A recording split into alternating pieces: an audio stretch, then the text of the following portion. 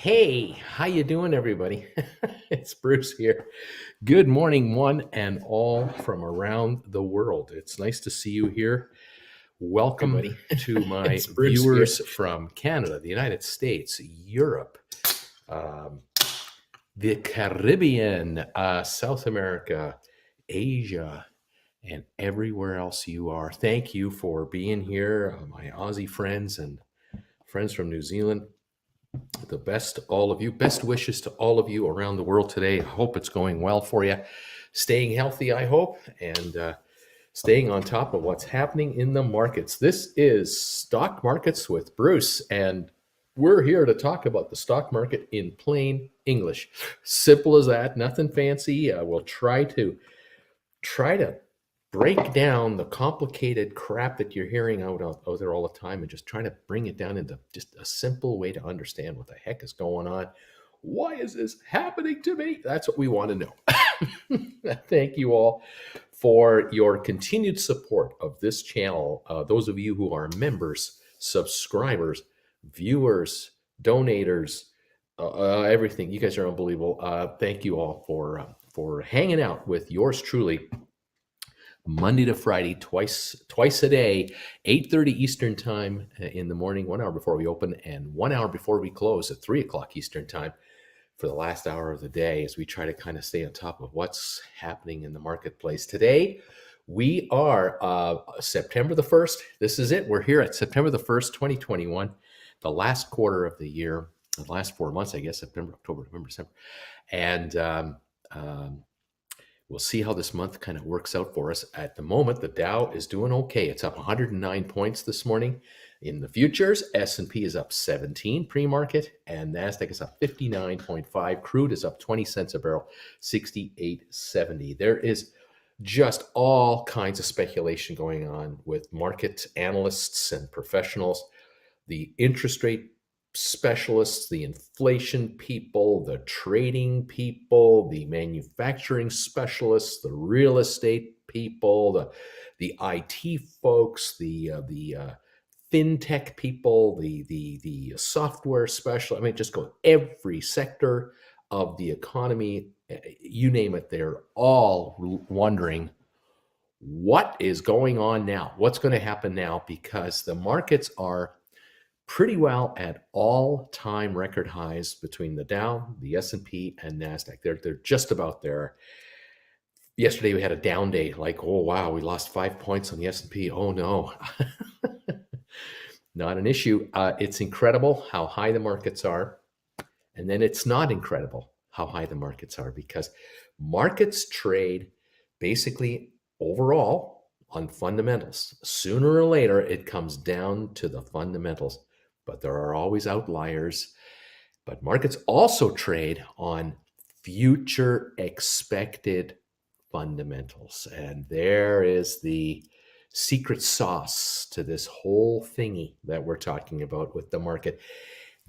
What do you think the market, the economy is going to be like 6 months from now, a year from now? And what sectors of the economy will perform better in the next 6 months versus worse in the next 6 months? Who are your winners?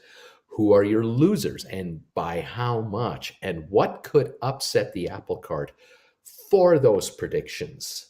And this is where inflation comes in, interest rates come in, unemployment comes in, trading barriers come in. It just goes on and on and on. There's so much on the table. Oil prices going too high too fast can upset an economic apple cart projection. Oil prices dropping too far too fast can hurt other regions of economies in other countries.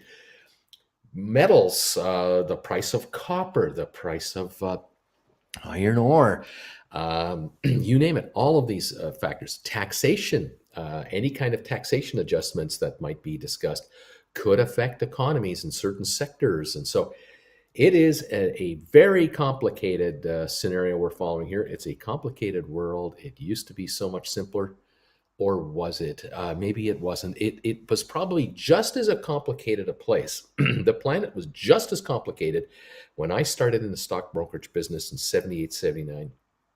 Back in those days when I first got into the business, I became a licensed stockbroker way back when, and then I became a desk trader. Became a branch manager, a VP of a brokerage firm, eventually took my own company public with a buddy of mine. With all the hats I used to wear throughout all my career, it's been a complicated world. It's just that today it seems to be moving a little quicker than it used to in the past. And one thing that is moving quicker than ever before is information and the ability for all to stay on top of information, to gather it, to be able to get their hands on it. Back in my time, when I turned 25 and 27 and 30, and I was full of all that vim and vinegar and just drive, and I want to change this world. I'm going to make this world a better place. I'm a boomer, baby, and I'm going to change this world from what my parents and grandparents left behind. I'm going to make this world a better place. Back in those days, we were dealing with the last of the Vietnam War from 74, 75. The fallout was still happening. The boat people. Do you remember the boat people? Those of you who are old enough to remember, most of you are young kids, you have no idea what the hell I'm talking about. Boat people. What's he talking about? The escape of millions of South Vietnamese from the communist regime of Vietnam. And all these boat people grabbed their kids and their mums and dads and aunts and uncles and cousins and got on rickety little you-know-whats and just headed out to sea, tried to get to the Philippines, tried to get to any ship out in the ocean, in international water, to get away. This went on for years. People washed up in Indonesia. They were everywhere. It was tragic. Between the U.S. and Canada and a number of other countries around the world, many people from Vietnam were brought in. I know Canada brought in a zillion refugees. So did the United States. And one of the best moves we ever made, one of the smartest decisions ever made by Western governments, was allowing Vietnamese coming in and then sponsoring in their families, because these folks, I don't know if you know it, but Vietnamese families work very hard. And kind of like all immigrants who get a chance in a lot of countries, when they get a chance to settle in and make a better world for themselves, oh man, they thrive in Canada and the US. They really do, because they outwork all of us. They'll do work we'll never do. And family businesses sprouted up all over Canada that were Vietnamese led, and zillions of them did, and zillions of them blossomed, flourished. And the kids of the parents who got in, because this was the whole point, the parents came in with their children to give them a better life. And their children were educated, man. They went to school, they went to university, they got top grades. They were working in the family business, whatever it took to get them to the next level. And the kids now are looking after mom and dad and grandma and grandpa. And the kids are having kids. And the attitude among adults of the boat people, the children of the boat people have children. Those kids are going to university too, because they're going in for higher careers. They're going to step up even higher in the society, because it's so easy in North America to make it compared to where they came from. Because you ever talk to someone who's an immigrant, and you talk to, it used to be in my day when I was a kid, I used to hear this all the time in the house and in my dad's music store. I used to hear this all the time. And I would just kind of, oh yeah, whatever. It's all like, I always hear this. What I hear, you have no idea how lucky you are, would be the line, the one-liner. I'd meet, my father would invite friends over to his house for a Sunday coffee and cake, a couple of drinks and a bunch of stories. And they would be immigrants like my parents. And they'd have been in Canada now for 5 or 10 or 15 years and working their tails off, got their kids, growing them up. And I'd be introduced to Mr. and Mrs. So-and-so. I'd be dressed in my Sunday finest, suit and tie, in my house on a Sunday when mom and dad had guests over. This is the old days. This is how some boomers were raised this way, especially immigrant boomers. So I'm wearing suit and tie in my house on a Sunday because mom and dad have guests coming over. Try that one today. Just try that. Yeah, this is Mr. and Mrs. So-and-so. How are you? Nice to meet you. And basically, now I and my sister had to sit over there in the corner of the living room and be polite and shut the hell up. And listen to them talk. No TV. We couldn't go to the TV room and hang out. We couldn't go outside and play. Oh, no. That would be a sign of disrespect to the guests. Oh, no. This, mom and dad had guests. that meant I had a guest in my dad's house. In any event, the talk would turn to coming over the Atlantic Ocean from Europe after the war. And these folks would look at us and go, "You have no idea how lucky you are. You kids have no appreciation. You have no idea how lucky you are being here in Canada as 10-year-olds or 8-year-olds or 9-year-olds or 11-year-olds." And I'd be thinking to myself, no, I do have an idea because my dad has educated me on this. I believe him. I've seen photos, family photos of the life he had as a child. Not many. There weren't many photos of my mom and dad as kids because there was no such thing as one of these. Like making a photo, a black and white photograph, it was expensive. Either make photos or eat. What are you gonna choose? We'll just have memories of what you used to look like. Let's eat, okay? But I would look at the the house they used to live in, and my dad said, "Oh yeah, that was our town." I'm going, dirt roads. You don't even have paved streets. No, that was a luxury for the big cities. That's where the king lived. Where the king lived is where the streets were paved. Where we were, no. And if the cows came through town, you knew the cows had come through town when the farmer would bring the herd through, because the perfume odor left behind from the cows reminded you that they were here. But you know what? The mothers, all the moms and grandmas were waiting for the cows to come through town because they brought their shovels and spades out and they picked up the poop. And guess what they did with it? They took it to the backyard. What did they do with it in the backyard? Fertilizer. Fertilizer to grow the vegetables in the backyard.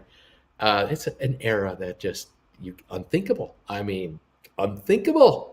Can you imagine going after an animal for its poop to take to your backyard to grow better crops because you're hungry? These adults, you have no idea how lucky you are. I'm going, I kind of get it. I kind of get it.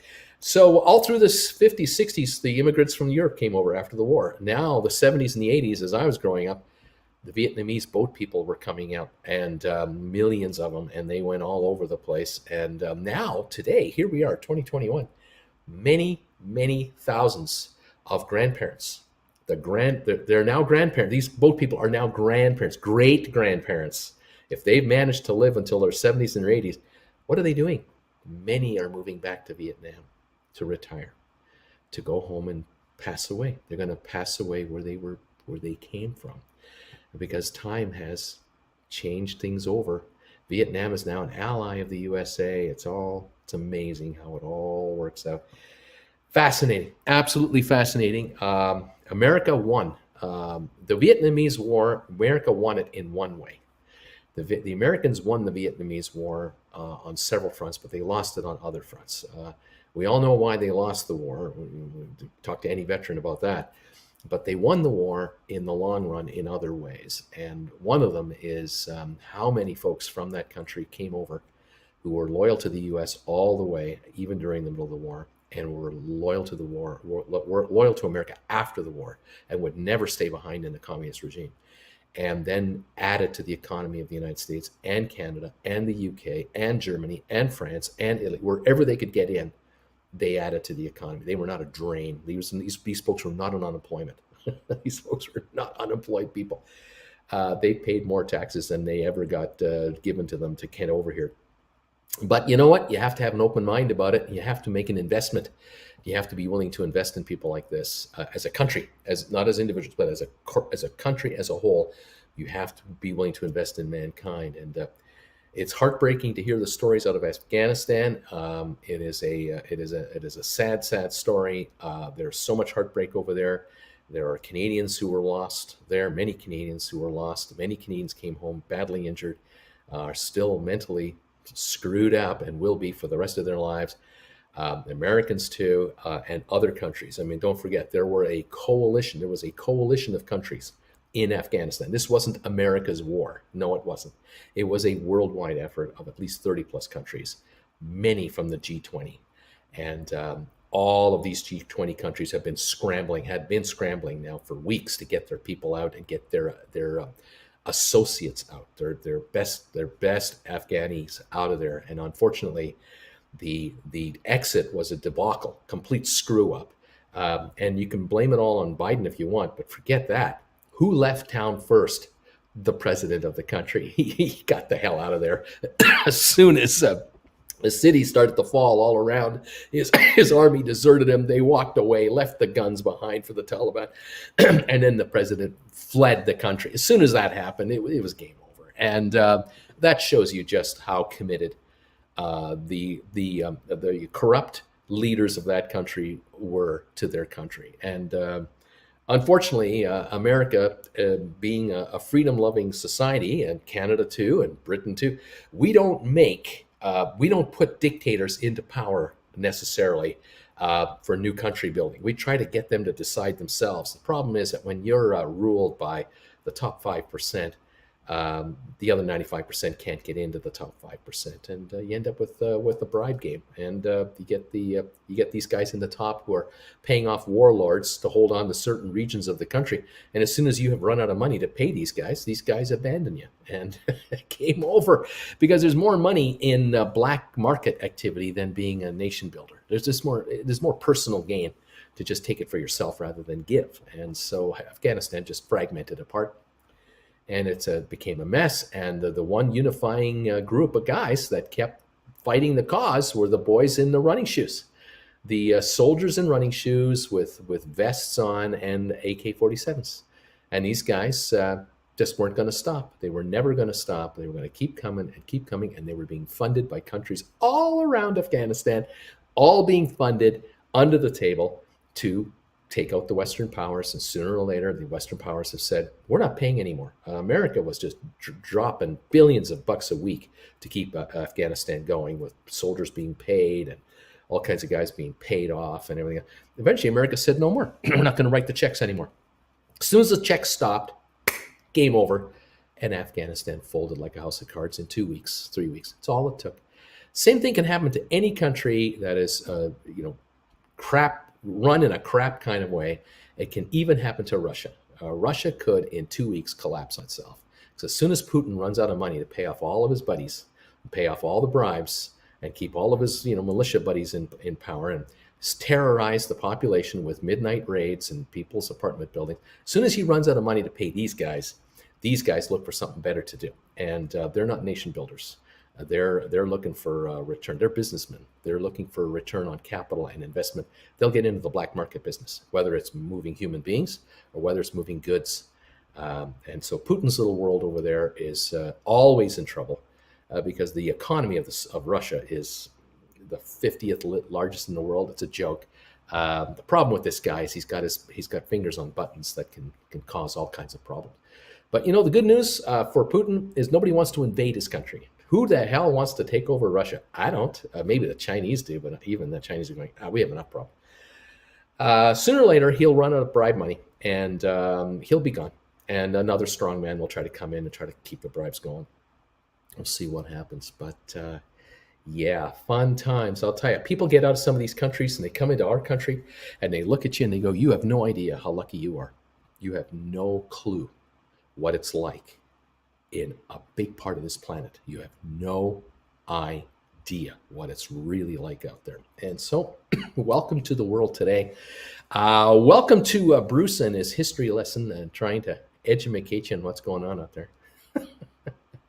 And having said all that, Jennifer and I, Auntie Jen and I, are packing up, and we're getting stuff out of this house, and we're moving, and we're going to become nomads ourselves. We're going to become refugees. We're going to be homeless in the next few weeks on purpose, and we're going to become traveling nomads. And those of you out there who follow this channel, you never know. One day you'll get a knock at 9 at night.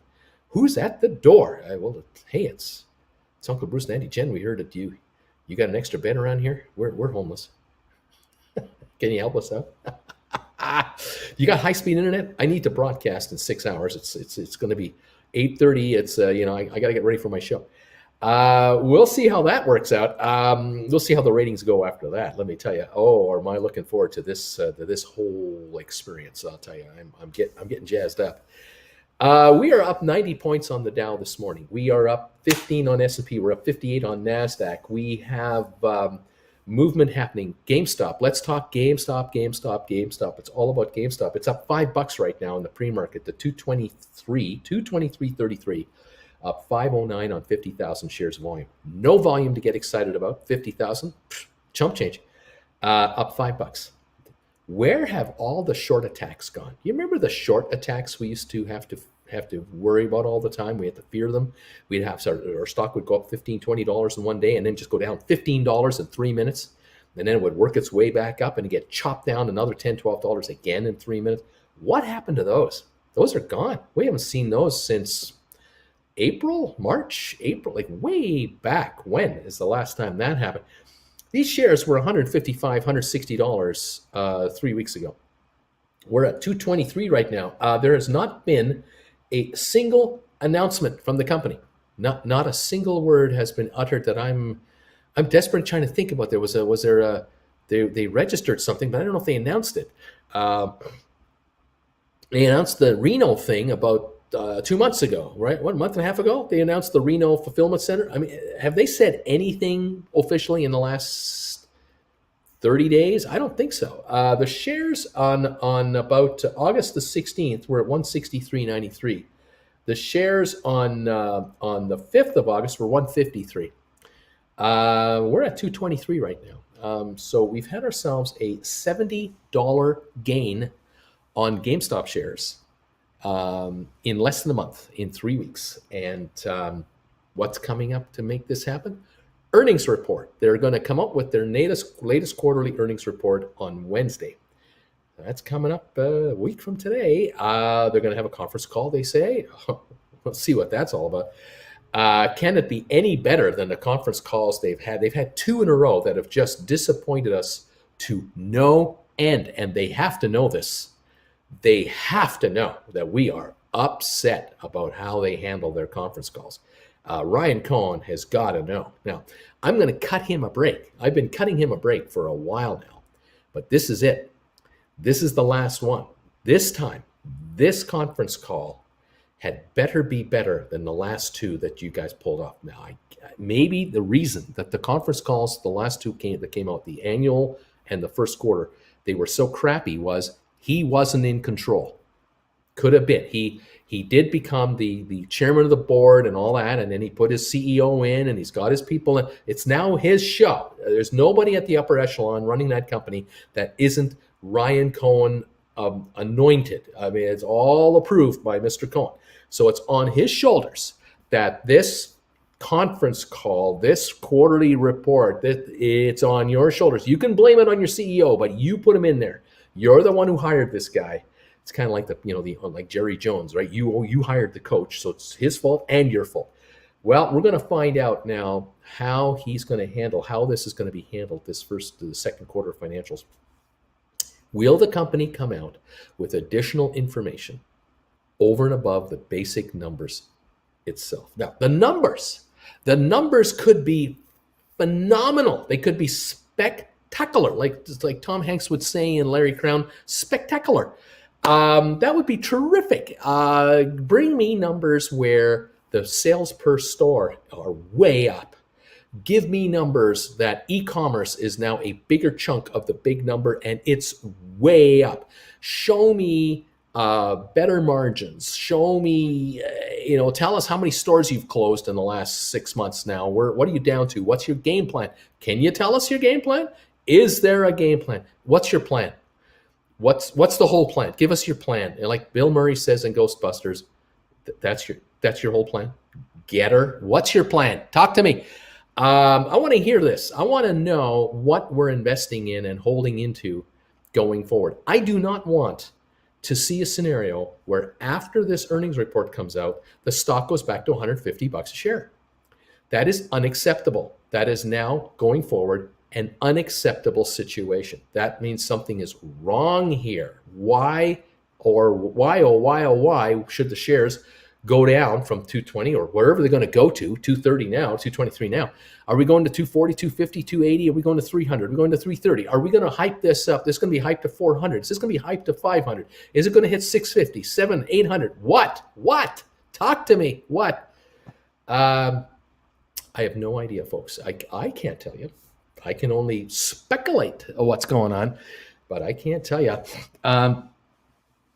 There's every opportunity for this report coming up and every opportunity in the conference call to start making additional press releases. And maybe, just maybe, hopefully, cross our fingers, they are sitting on some news. They are sitting on news that they want to talk to us about. They are sitting on news like a potential special dividend that might be offered. That would be cool. A Coinbase type dividend would be the coolest of cool things because it would be the big disruptor. It would shake up the market. These guys came out with an announcement that all shareholders of record of certain date would receive a dividend that you can't buy on the open market easily. It's a liquid asset, but it is a Coinbase, Bitcoin base, Ethereum base, some kind of base something that gives you buying power for the GameStop online store, something like that. Oh, I'd love to see something like that come through because anyone who short this stock would be screwed up, so screwed up. They would now not be able to get that asset, to deliver the asset to their broker to carry their short position. So they've got to cover their short. They have to get out of the short position to not be a shareholder of record on the day that this stuff is payable. Now, if it's an Ethereum-based coin of some kind, but it is a GameStop Ethereum branded sponsored coin, that could run the Ethereum market perhaps, but it could, in reality though, it could run the value of a GameStop coin from a $1 par value to an Ethereum to a $3 par value to every Ethereum. This could be interesting. This could really shake things up. And the shares will go up in price because people will want to buy the stock to get out from underneath the obligation of delivering the dividend. That, of course, will create more volume on the stock and more speculation on the stock. The stock will go even higher. I mean, it just feeds into it. So there's $100 a share right there. But the Ethereum situation, this coin thing, if everyone's going to get a $10 special one-time dividend, for example, or you're going to now get you get $10 to like this time, and every quarter going forward, you're going to get $5 a quarter. After that, all for now on until we change it. That could take these dollar unit GameStop coins and turn them into $5 a unit GameStop coins. All of a sudden, the dividend to you as a shareholder isn't $10 of Ethereum-based coin, it's $50 of Ethereum-based coin because of the value of the coin itself. All of a sudden, you're getting a $50 one-time special dividend in this coin. And theoretically, you could either use that coin to buy merchandise on GameStop, which is only worth $10 of merchandise, or you could sell your $50 of coin on the Ethereum coin market, whatever this thing is going to be done. This will be brought front and center to all of us as to how we can buy and sell this stuff. Well, now you got two things cooking. You got the stock cooking and you got the coin cooking, and you've got all kinds of activity going on. Millions of coins going to be changing hands like crazy along with the stock. This could be a game changer. This could be a real disruptor. And I'll tell you, if you see the coin trading now at $50 that you're going to get for nothing, you're going to get $50 worth of coin for free. Your stock isn't going to be $222 a share. Your stock isn't going to be $322 a share. You've got $50 coming in a one-time dividend. And every quarter after that, they're guaranteeing you $5 worth of stock, which is actually $25 worth of coin. You're getting $25 worth of coin every 3 months. That's $100 worth of coin a year based on a value going up by fivefold. Think about that. You have $100 a year dividend coming on GameStop. Your stock isn't going to be at $300 a share. That's a 30% return on your money. IBM trades at 4.5% yield.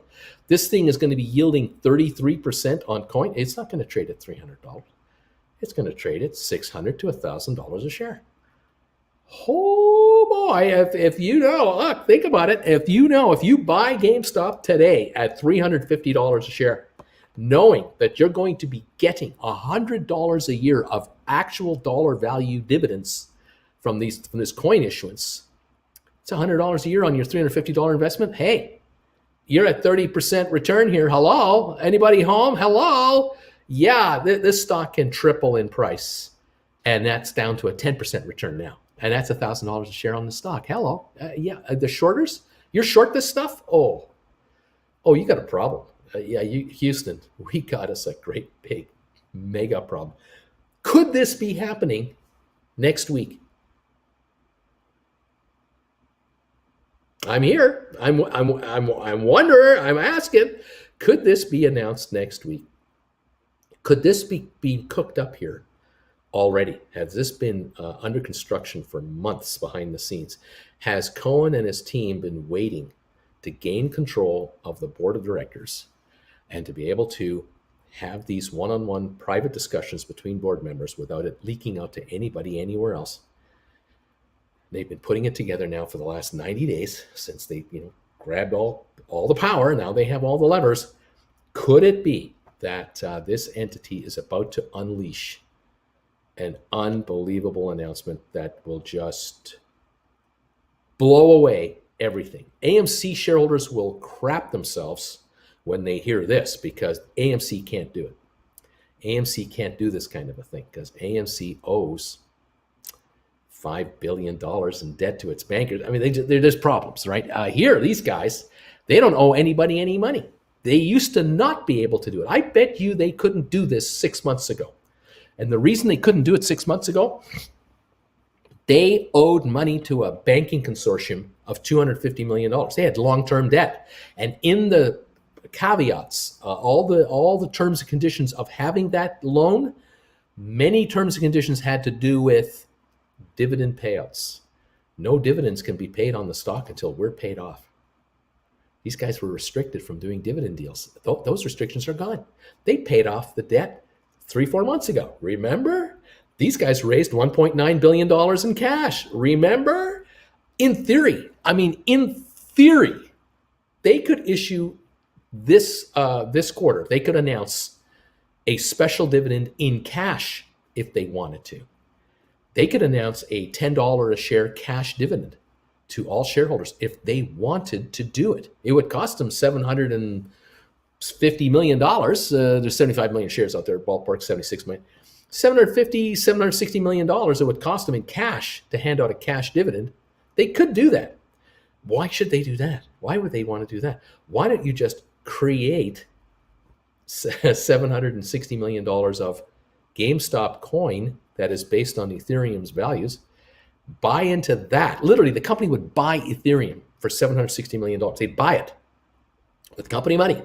They would hand it out to shareholders as a special dividend. Mr. Cohen, remember, would receive $130 million of this coin. He has 13 million shares. Remember that? Or 30. He has 13% of the company. He has 16 million shares. Whatever the number is. You know what I'm talking about. He'd get a zillion of this stuff. So would all the insiders. They'd all get it. All employees would get it. So it'd be a gift to all shareholders, including you out there. And the only way anyone who short this stuff to be able to cover their short position is they'd have to be able to buy the GameStop branded coin to deliver to their broker to honor the dividend payout, the special dividend. And the record date might be 30 days from September the 8th. It might be October the 8th record date. Anybody who owns the shares up until including October the 8th gets the dividend. Whoever owns the shares as of the 9th and buys the shares on the 9th or 10th, they don't get the dividend because it's the record date, it's the cutoff date. And so if you're short GameStop on October the 3rd, you're still on the hook for the dividend that has to be paid off. You've got to find that dividend to deliver to your broker to be handed out to the people who own your stock because you shorted the stock. This is going to put pressure on the option market. It's going to put pressure on the derivative markets. It's going to put pressure on the stock itself. All hell's going to break loose. And what can I say, kids? What if we have a run to 400, 500 a share, and then the company announces a 10 million share stock offering at 500, and they raise $5 billion in cash to replace the 700 million they used to buy the Ethereum, and they just added 4.3 billion more cash in the bank account. Hello, they now have over 7 billion in cash, no debt, special dividend out there, and they've announced a quarterly dividend of $5 in coin every quarter going forward. So the company has to buy about $200 million a quarter in coin to do it. But they get to buy Ethereum and then create the GameStop coin. They get to manufacture it into GameStop. Uh, wouldn't that be kind of fun? And now it goes to 500 a share, and they announce a 10-for-1 stock split. Oh, here we go. Here we go, walking down the street. Yeah, they announced a 10-for-1 stock split at 500 a share. So the shares will start trading at $50 a share on record date, which is a month later. So everybody has a month notice that a month from now, the stock's going to split 10-for-1. Everyone knows it's going to start trading at 1/10 the price is trading at now. Well, it's at 50 now, 500 now, which is going to be 50 down the road. It's not going to be $500 a month from now. It's going to be $1,000 a month from now because it'll turn into a $100 stock. All of a sudden, everyone who has 10 options outstanding has 100 options outstanding. Yay! Oh, are we going to have fun here? The rollovers for option writers, we're going to be busy, but we'll stay out of it. In any event, this could be happening. All this could happen.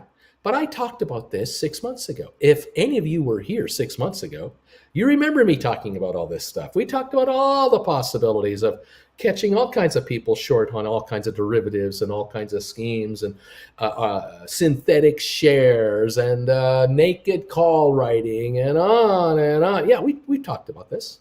This isn't new news. We've just kind of kept quiet about it lately because we've been focusing on the fundamentals because the company hasn't been adding any imagination to this thing. But all of a sudden, we're looking at the stock. I'm looking at the stock going, it's gone up from 153 to 223 in 2.5, 3 weeks.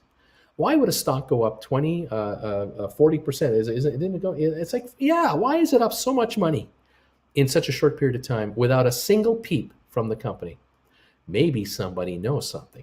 Maybe more than somebody knows something. Maybe a lot of somebodies know something, smell something, feel something, anticipate something, are figuring something out and going, oh man, we are on the precipice of a blowout. And it's already happening. It's happening in a slow motion. To us, it's slow motion. This is not fast enough. We're kind of going, it's so boring. We're at 222 on the market. Oh God. How long do I have to wait for the stock to go up? Well, it's gone up almost 50% in value in 2.5 weeks. Now that in today's world, I'm talking about yesterday's world to today's world, we're bored. We are bored with a 50% gain in GameStop in 2 weeks.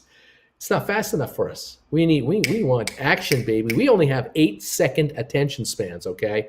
Whatever food we're eating now, whatever they're putting in the feed for these animals that we're eating and all the chemicals they're spraying on our vegetables, something is messing up with our attention span. We need action, baby, and we need it now.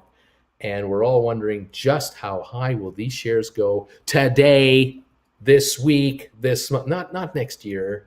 Don't give me a 5-year plan. Give me a 5-day plan. Talk to me, Bruce.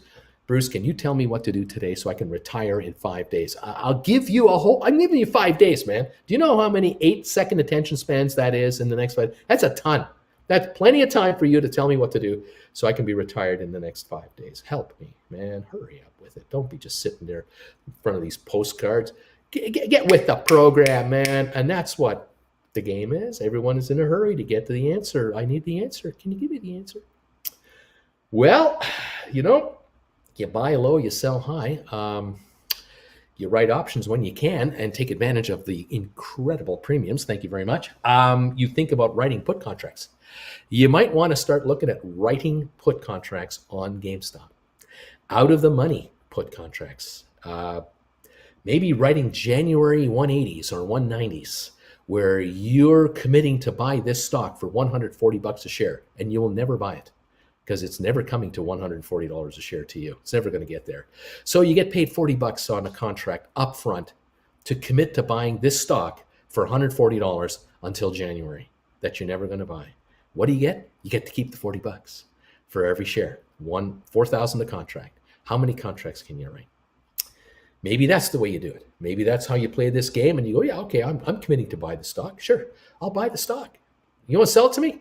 Sell it to me for $180, but you got to give me $40 right now. So I'm only paying $140 for it.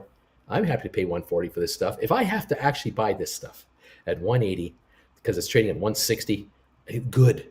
Good. I'll turn around and write a call option at 220 for 6 months, and I'll bring in $40 for that one. Thank you very much. Oh, sure. Anytime. Anytime. I'm here. Love the options market. So premiums could work out well for you, very well for you. Those of you who are rolling over your contracts, I congratulate you, because there are no guarantees that any of this is going to happen in any way whatsoever, in any shape, form, or what have you. We have no idea. The last 2 conference calls we've had have been big nothing burgers, and we watched the stock react badly. Could happen again. Yeah, could. We all talk about it openly on this channel. We talk about it all the time. That, well, they're running up right now, but come the earnings, who knows? Yeah, maybe they'll get to 250, 280, 330. They don't move another nickel. I don't know. We'll see what they want to do. I can tell you this. I'll be around. Next week, I'll still be here. Physically, I'll still be here covering this story. The week after that, I'll be covering this story in Calgary. So I'll be with you, just a different background. And a month down the road or 6 weeks down the road, I'll be in California. If all works out, I'll be in California. There might be palm trees in the background. A little better looking than just postcards, perhaps. We'll see how it all works out. Anyway, folks, welcome to the channel today. Welcome to my rant and everything else. Nice to have you here. Let's see what's going on here with this stock and all the other stocks we're following. We're still up 75 points on the Dow. We're up 13 on S&P, and we're up 50 on the NASDAQ. We're down 3 cents on oil. Headline, Treasury yields rise as investors watch for U.S. jobs data. Last Thursday, it was all about Jackson Hole, Wyoming. That was it. That was the news that all you needed to know was what the Federal Reserve was going to say at Jackson Hole, and nothing else would matter. Jackson Hole came, Jackson Hole went, and nothing happened. And now this week, it's all about the jobs report. It's got to be about the jobs report on Friday. That's going to tell us the world's future. It won't. It won't make a damn bit of difference.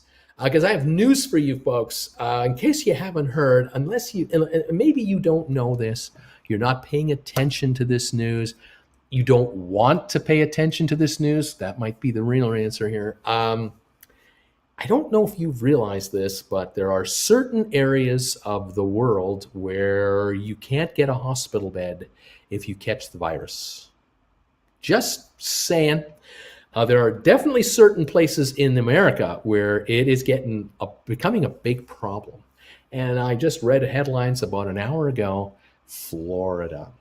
The talk now from some analysts, these are vacation analysts. These are folks who study the Disney World, Universal, the hotels, the airlines, the car rental agencies, the cruise business, the travel industry analysts who that's all they do. They just check out companies that are in the travel biz, and then they write reports.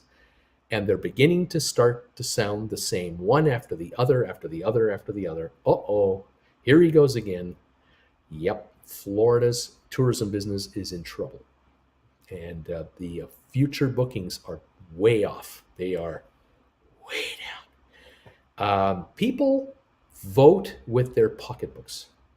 And people express their intentions with their actions. And more folks who are now looking in the next 3 months, 6 months, 9 months, and a year are asking, where do you want to go on holidays when we can travel again? Or we're going to go on our trip. Where do you want to go? What do you want to do? And Florida is not in the top 5, top 6. It's dropping. The Florida is dropping off. And this is going to affect millions of jobs in Florida. Millions. Because if you don't know, those of you who are in Florida, you do know. Those of you who aren't in Florida, you probably don't know, or maybe you've not bothered. You don't care. You don't want to know. But I'll tell you, millions of Floridians are, their futures and their fortunes are tied to the tourism business. And whether it's someone coming down, a couple coming down to Miami to have some fun in South Miami Beach for a weekend or a week, hanging out, got friends who have a nice boat and they're going fishing, what have you. You got people who just want to lie on the beach. You got people who just want to be in the resorts. You got people who just want to hang out at the clubs. That's one crowd. Then you got the other crowd. You got the family crowd who are going to Orlando. They're going to Tampa. They're going to the Keys. Florida has got so much going for it. And Florida right now has got so much they're going to lose. They're on the edge of losing big time. And the governor keeps doubling down on the same message that, it's not an issue. I can tell you, people are voting with their pocketbooks. And business travel, I just heard also about 45 minutes ago, business travel bookings have been cut back again. There was talk about a recovery. The president, CEO of United Airlines, was on CNBC a month ago when they came out with their latest results. Airlines started to show break-even numbers for the first time in 2 years. And he was saying, yeah, our future bookings are looking real good for the business sector. You can forget about it. Those have all been canceled out. The business booking numbers for airlines have been decimated in the last 30 days. Absolutely decimated. Because in many cases, the employees are saying to their employer, screw you, I'm not going on an airplane. I'm not flying for you. I'm not going to Miami to do business. No, I'll do a Zoom meeting. Thank you anyway. I'll just do a Zoom meeting.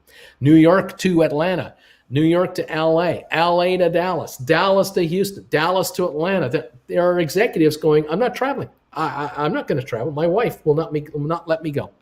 I know I have a $200,000 a year job. I have a $300,000 a year job. I get paid a ton of money.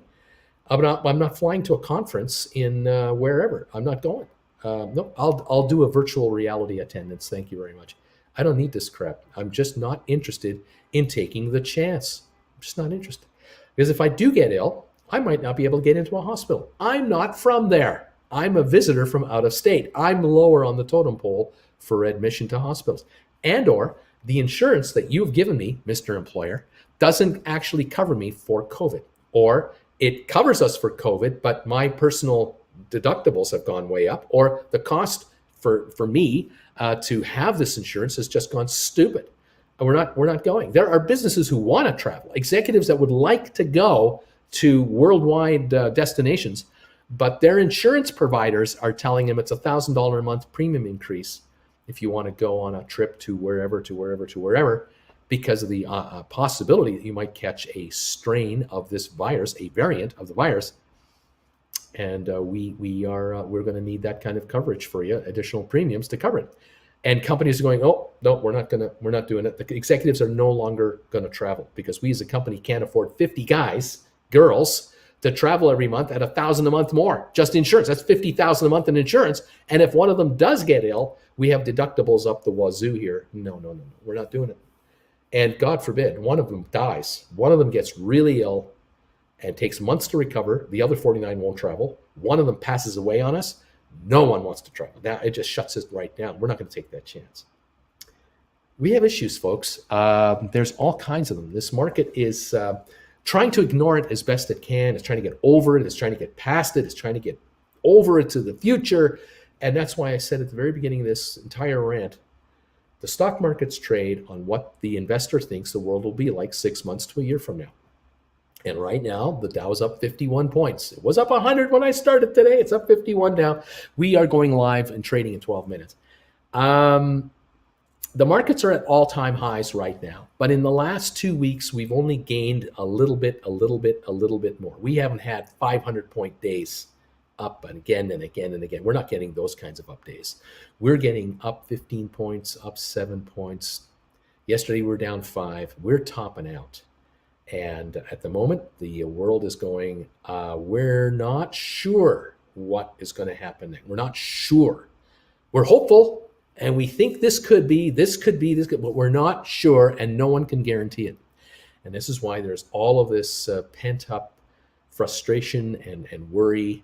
And the big one for most families in America, Canada, and Europe right now, the Western world, school. School is about to start. Are you going to send your children to a school where the teachers do not have to be vaxxed because the school board has not made it mandatory for them to be vaxxed, or any and all employees to do with the school are not mandatorily vaccinated? Are you going to send your kids to that school because your kids can't get the vaccine right now? They're under 12. These are the decisions that parents have to make right now. They thought they would never have to make in their lifetime, ever. These kinds of decisions. And the anti-vaxxers, they know the answer. Oh, it's all great. It's okay. Freedom. The rest of us are going, do I want to subject my 8-year-old who, gets colds quite easily, has congestion problems sometimes, it's kind of sickly from time to time, still a bony little thing. Do I subject them to the school situation, despite the best efforts and the warmest and kindest of intentions to make things safe and make things happen, well? Do I take that leap to put them into school? This is the decision that I'm glad I don't have to make. I'm not a parent anymore of a child that's 6 or 8 or 10 years of age. Thank God. Mine is 34 now. She's vaccinated. She's as healthy as can be, and thank goodness she takes care of herself. She wears a mask wherever she goes. I can't, as a parent, I can't ask for anything more than that. This is just me talking, my own personal situation. Thank goodness. But for many of you out there, these are the gut-wrenching decisions that have to be made and are being made all across the Western world the last 2 weeks and the next 2 weeks. And are we about to have, in a month from now, once school is up and going for a couple of weeks, are we going to start witnessing ungodly infection rates among 6-year-olds, 8-year-olds, 10-year-olds, 14-year-olds that we never thought we would see? Is this possible? You always look both ways before you cross the street. You take precautions. You don't just walk because you have the freedom to walk across the street. You do look both ways, don't you? You listen for the sound of a car or a truck, don't you? You kind of sometimes look up above to make sure that a bird ain't going to crap on you when you're walking across the street. I mean, you take precautions, don't you?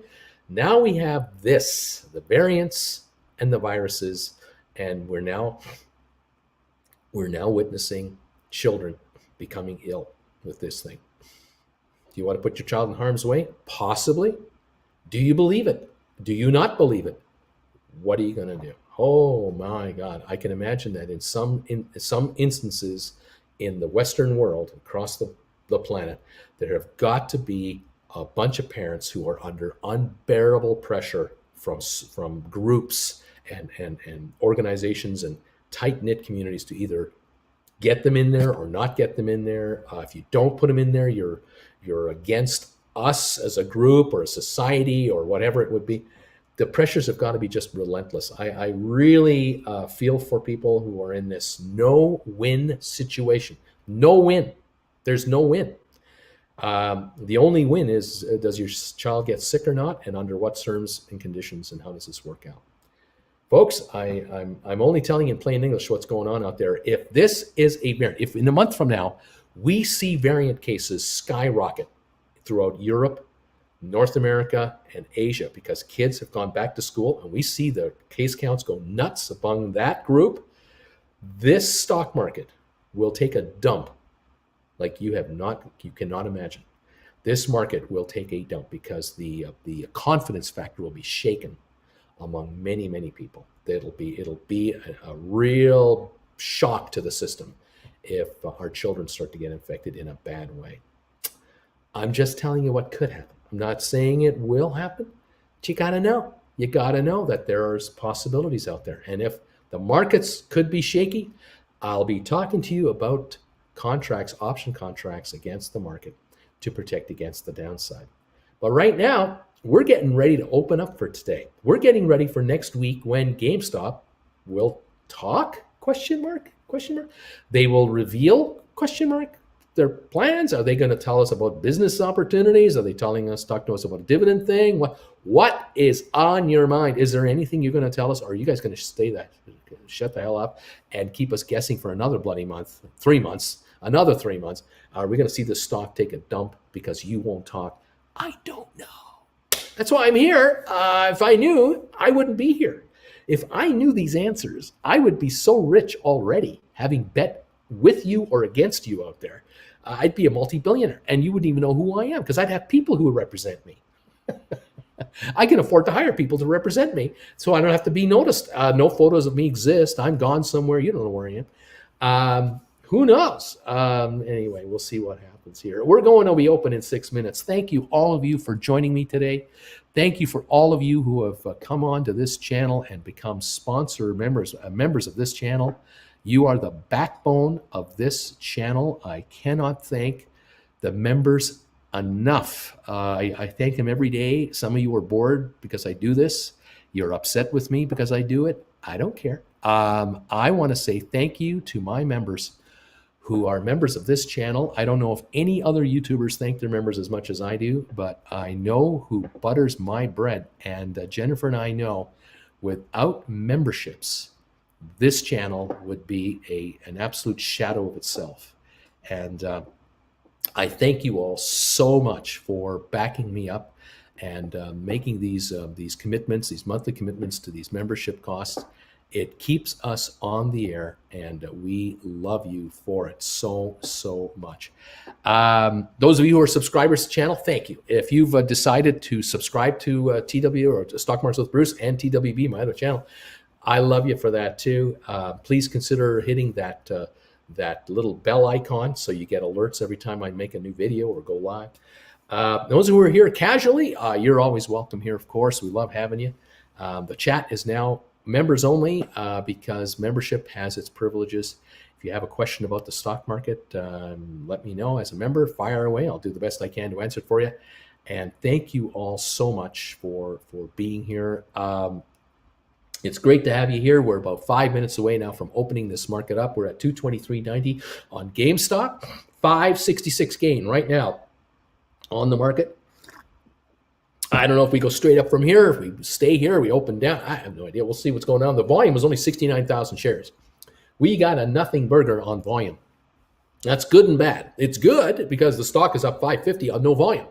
It's bad because there isn't a dying, panicky buying wave coming in. We don't have that. That might be a good thing, though. Maybe that is a good thing, that the stock is steadily getting better, just steadily and steadily and steadily. Maybe that's all right. We'll just see what gives. The Dow is still showing a gain, 43 points pre-market. S&P up 9.75, NASDAQ up 49, crude down 87 cents a barrel. Getting ready to open up. Some of the other stocks we like to follow here. 23andMe showing 842, down 18 cents on 42,000 shares. SoFi I'm showing at 1414, down 4 cents on 304,000 shares right now. Smart Rent is up 4 cents, but I'm not sure if I can really believe that, but it looks like about the same. Matterport closed at 1611 last night, and it looks to me like we're about the same right now, the 1611 a share. We've improved in the last week or two. The question now is, can this stock break out of the 16 range and into the 17, 18 range and start hitting higher highs, getting back to where we were a few months ago? This will be most interesting. I think we're close. It might happen. Aspire Global, 963, virtually no change from last night. Over at support.com, 28.94. Any of you out there who hold puts, got to be happy here. Down 239 in the pre-market, 28.91 right now, 1.6 million shares. The selling continues on that one, and it could go down into the teens easily if it really is giving up the ghost. We'll see about that. And ATIP, another one that we follow, 420 on the pre-market on 400 shares. Not enough shares to really convince me that this is where it's going to open up at. It was 430 last night, had a good day, and it's had an okay kind of a week or so. It's improved a little bit. Back to the markets, we're looking at the Dow holding a gain right now of about 35 points. We have lost a little bit in the last 15 minutes coming into this market. Typical market now doesn't know for sure how it's going to open up. We'll see what's going on. We have Robinhood disclosing SEC is reviewing registration of stock sales by selling stockholders. That could be interesting. That could be very interesting and very good interesting for GameStop shareholders. Robinhood discloses SEC is reviewing registration of stock sales by selling stockholders. That could be really interesting. Declared shorts and undeclared shorts. Shenanigans galore. Oh boy, oh boy, oh boy. 223 on GameStop, up 546. You know what? We're going to have fun here. This is going to be a good time. We're opening up here in just a minute. Welcome one, welcome all from around the world to Stock Markets with your buddy Uncle Bruce. Nice to have you here. Glad you're with us. I can't wait to see how things are going to cook up today. Oh my goodness gracious, holy moly, macaroni. Are we going to have fun here? Let's see what's going on. Fenneville, I don't know if you want to do that. I don't know if you want to put that $15 limit in there. You might want to put in an $18 limit. If this thing pops, who knows? I don't know. But, it's your call. You've missed it a couple of times, and I don't want you to miss it again. So it's all good, my dear. It's all good. Uncle Bruce, I bought 10 puts on SPY Strike 200 for March 2022 for $550, waiting to see if the impending doom pays off. Well, if there's a doom, there's a doom. We'll see. One day at a time, one moment at a time. I'm Jack, says Fadigan. Larry, the bells are ringing in New York City. We're starting our day. Whoopity. 2880 on support.com to start it off, down 256. So there's a stock that I'm kind of hoping will go down because I know some of you have puts. I'm just your cheerleader. Let's see what happens for you. I don't know. Robinhood down 55 cents with this breaking news. This could be interesting. SoFi down a penny at 14.17. GameStop showing 222.07 right now at the early morning. We'll see how this shakes out in the next few minutes. What else is going on? I'm not sure if there's much else trading yet. We're waiting for the openings to come through. The Dow right now is, I think, up 35 points. Let's refresh this. No, down 10 points. Waiting for my machine here to roll up. We've got down 10 points, now up 9.75. So we're jumping around right now in the early morning. We're up 8 points on S&P. We're up 45 on NASDAQ at the moment. Welcome to the market. Oh my, SoFi is a buy any day. It can take off. Nicholas, you're absolutely right. You're absolutely correct in every sense of the word. You are correct. We have got our friends at support.com at down 311 to 28.25 right now on 2.2 million shares. That we know for a fact. Robinhood down 11 cents on 396,000 shares. SoFi 14.20 up a penny, 600,000 shares. GameStop 223.74 up 550 on 235,000 shares. We've got ATIP 15,000 shares of volume, down half a penny. We have AMC right now up 32 cents, 47.45 on 4.3 million shares. We have got Matterport at 16.08, down 3 cents on 30,000. We've got 23andMe down a dime at 8.50 on 94,000. SmartRent up 28 cents to 12.77 on 1,500 shares. Wow. A Rocket Lab up 3 cents to 10.06, 94,000 shares. Spire Global 970 last trade. I'm not sure if it's accurate or not. And Sextera unchanged on 1,200 shares at the moment. Our IBM Heartbreaker 139.68, down 66 cents. It was up in the post market last night. It was up in the pre-market this morning.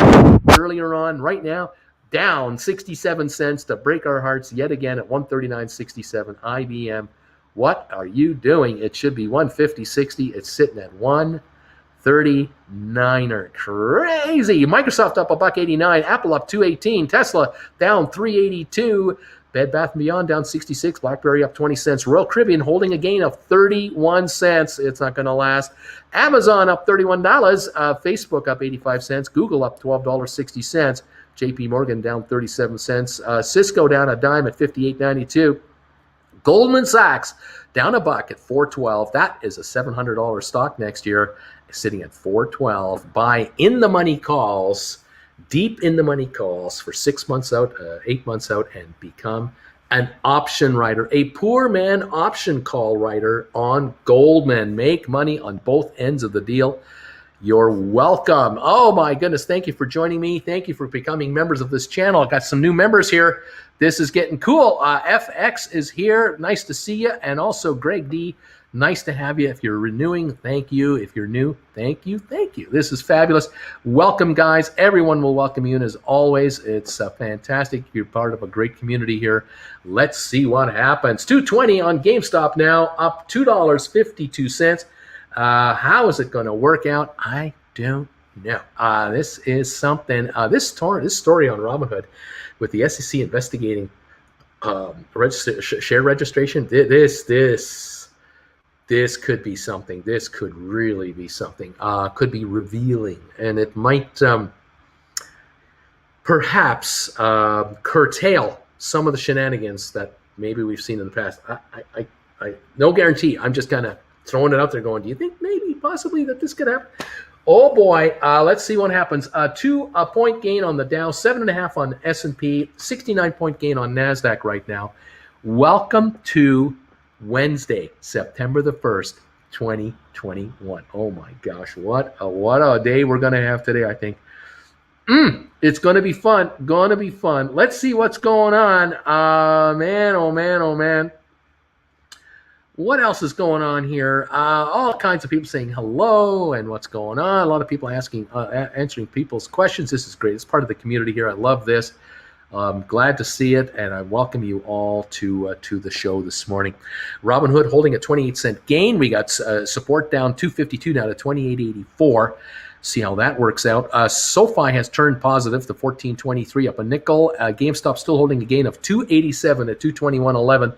The high and low now on GameStop, let me refresh my screen, 219 for the low, 224 for the high. We've had a $5 swing on GameStop so far. Volume now at 387,000, it looks like, so far on GameStop. Now, 221 up $3.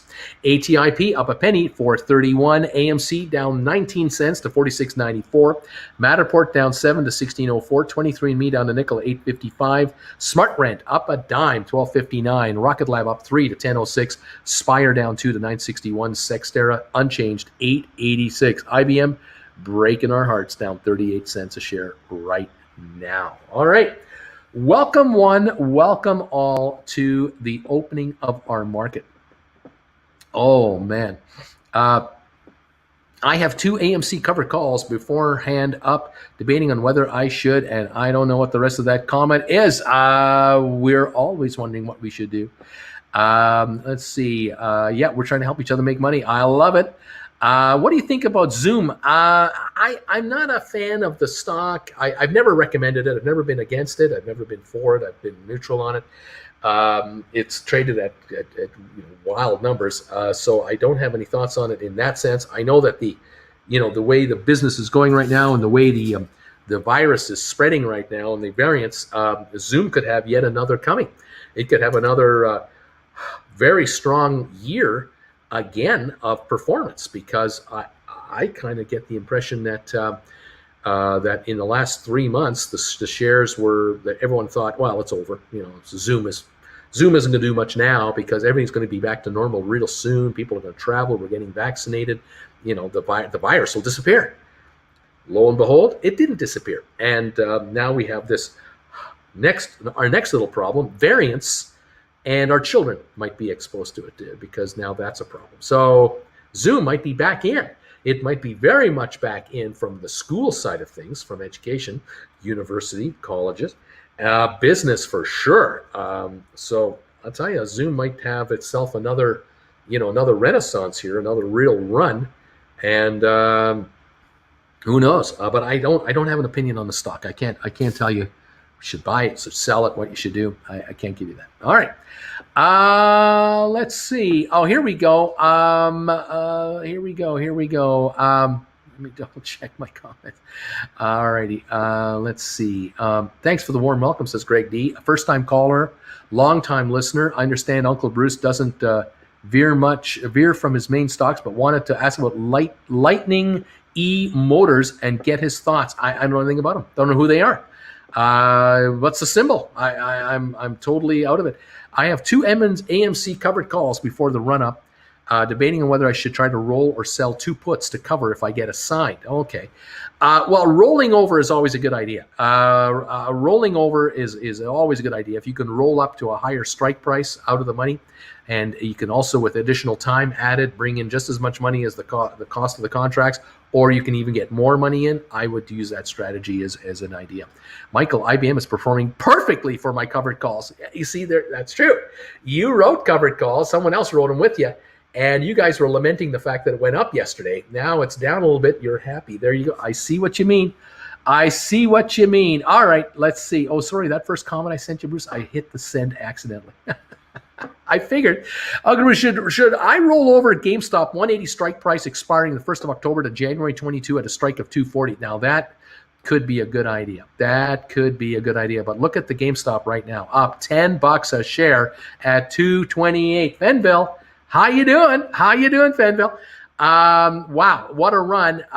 Like I said, is GameStop going to go? Is this it? Are we going to get news? Are we going to hit something? Are we going to, what's going on? Talk to us. The market is talking to me. It's talking to you.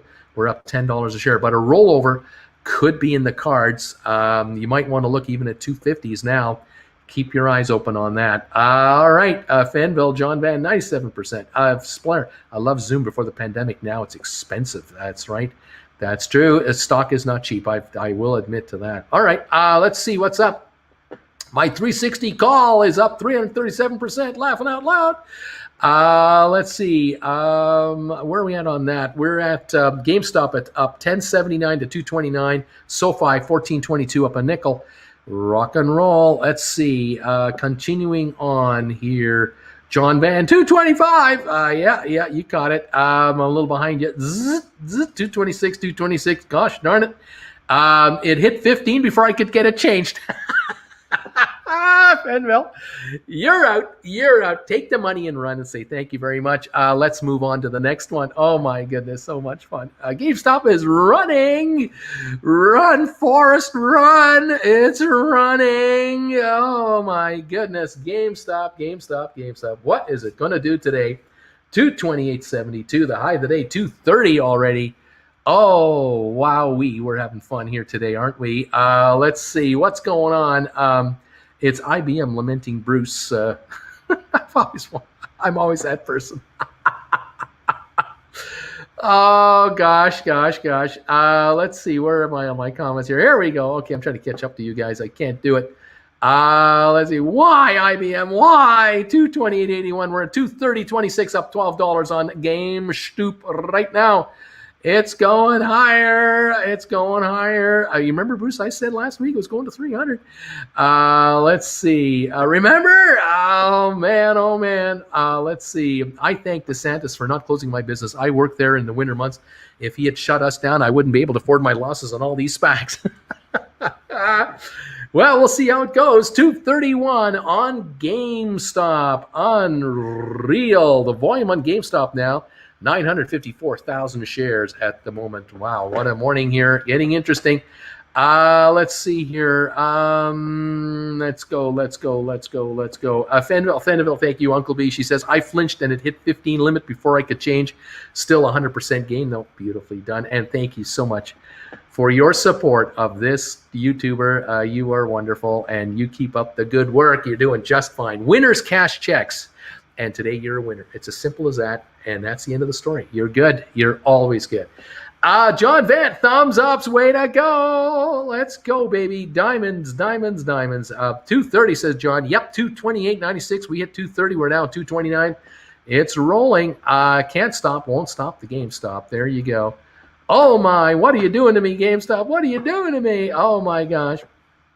Let's see. Aaron, you wanted interviews on your channel? Get me on, Brucey, the GameStop price predictor guru. I said 300. It's going there. That's what he's saying. Let's see. I missed this, Bruce, but what's the logic behind 650? You know, why is it that people ask me these questions an hour into a show, hour and 15 minutes in a show, when they should be here at 5:30 in the morning, like I am, my time, 5:30. I got up. Why can't you get up? Come on, AB, what's going on? I can't go backwards in time and tell you everything I said already. Gee whiz, willikers. But it looks good. So there you have it. Ryan, hey, Bruce, got a call option on SoFi, $20 strike for January 2022. I'm almost down 80%. Should I try to roll for more cost? Thoughts? Keep up the great work. Ryan, don't do anything. Just sit tight. Don't move. Don't twitch. Just sit there and watch that stock. It's going to go. Let's see. Fenville, buy a 300. Any thoughts on Disney stock? I don't like it. I don't like the Disney stock. I don't like the situation. I think Disney's going to have another rough year. I think they might have to do another round of layoffs if these variants are bad.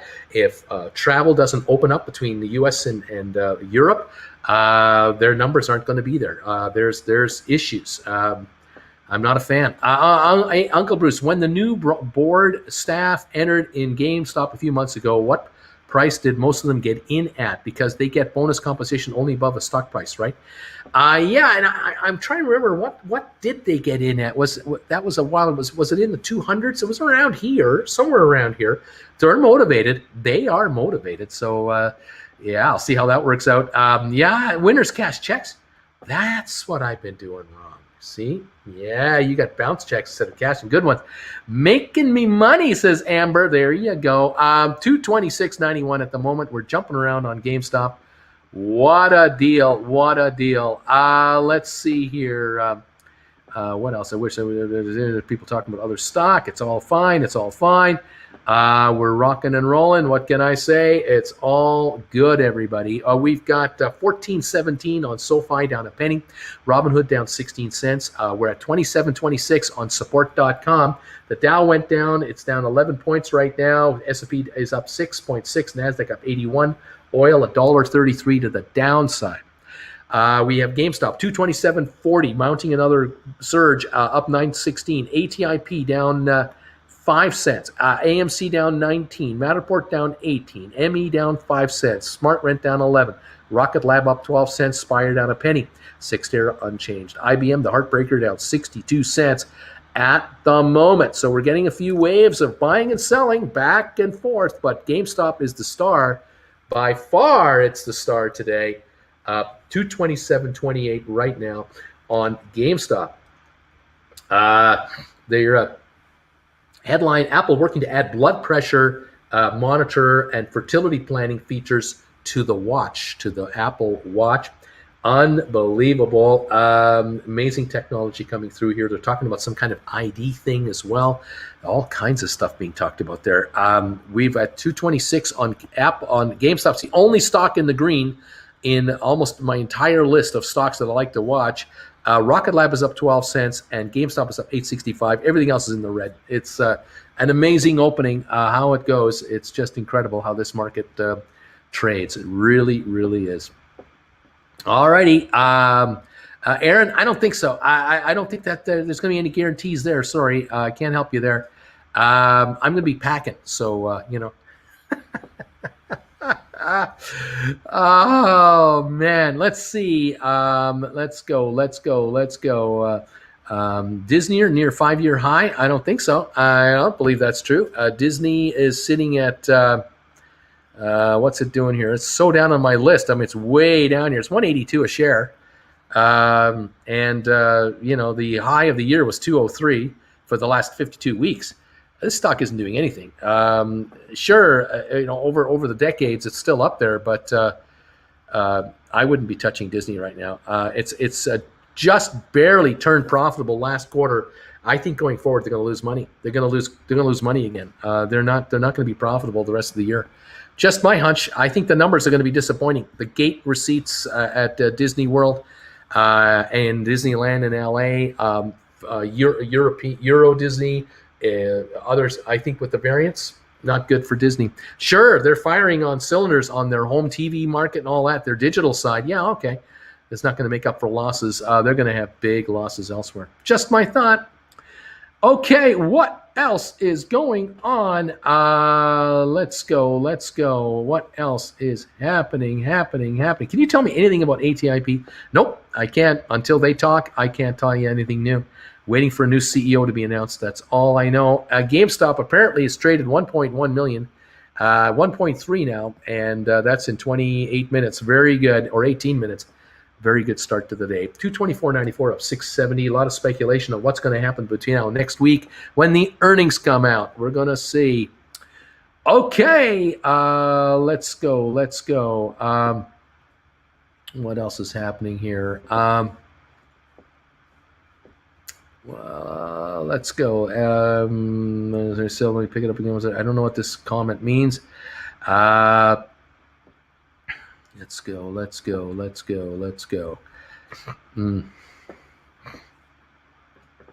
GameStop lifts off,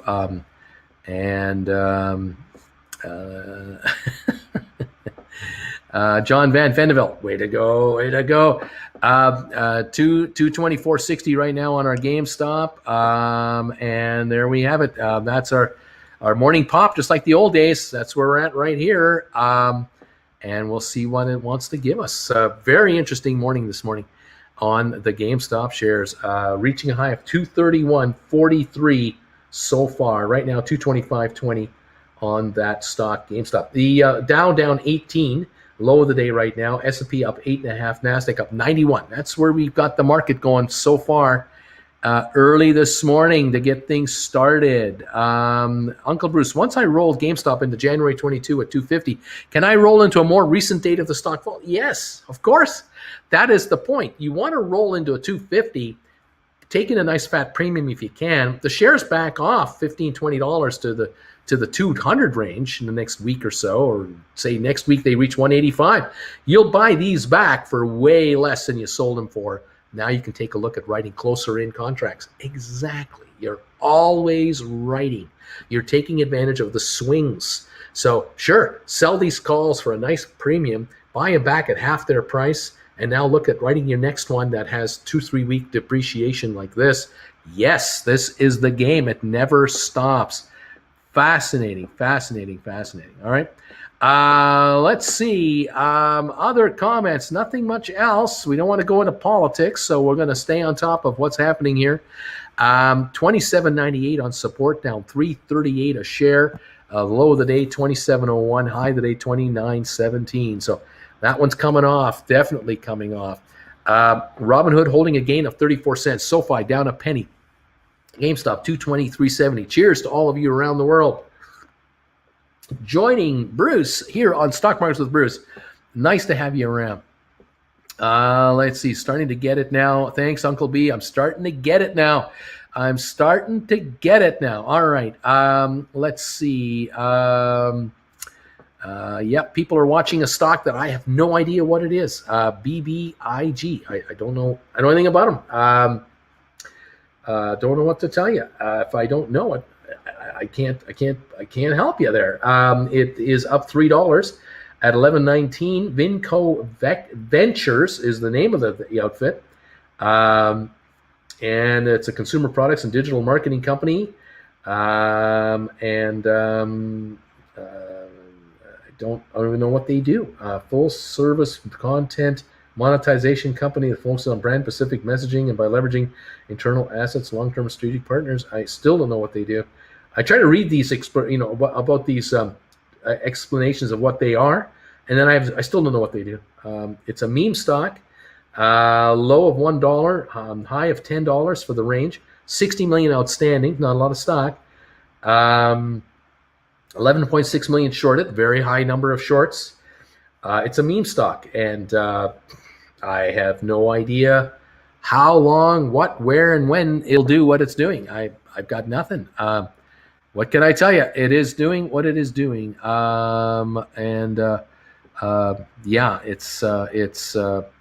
been halted a couple of times. That's what happens on thinly traded stock. And like support.com with only 24 million shares outstanding, it got to $60 last week. It's at 27 right now. And I've been avoiding that like the plague. I wouldn't recommend that one to anybody. I don't know what to tell you on this Vinco. I just don't know. It's a gamble. It's a complete risk. You're completely at the mercy of meme players, and it's here today, gone later today is sometimes the way these things work out. I have no way to guide you on that in any way because I got nothing. I just have nothing on. We're up 664 on GameStop, 224.88. That one I can talk to you about. That one's doing all right. Anyway, there it is. And here we go, Venville. What can I tell you? It is, for day traders, it's a delight. Am I a day trading specialist? Nope, I am not a day trading specialist. There are times where there are opportunities that show up on stocks I follow, but this one here, I can't associate myself with it because I'm just adding flames to a fire, and I have no idea why the fire is even on. I have no idea. Anyway, there it is. If you've made money on it, God bless you. Way to go. I'm happy for you, but I can't guide you in any way of what to do with it. No idea. What else is going on here? IBM still down 81 cents. The Dow down 12. Microsoft up 254. Apple up 288 now. We're looking good on Apple, 154. Those of you who have been buying Apple calls into next year, way to go. You're making money. You're going to make more. I love this. We've got Royal Caribbean down 17 cents. We might be starting a little pullback on Royal Caribbean. We'll see. The high was 83.79.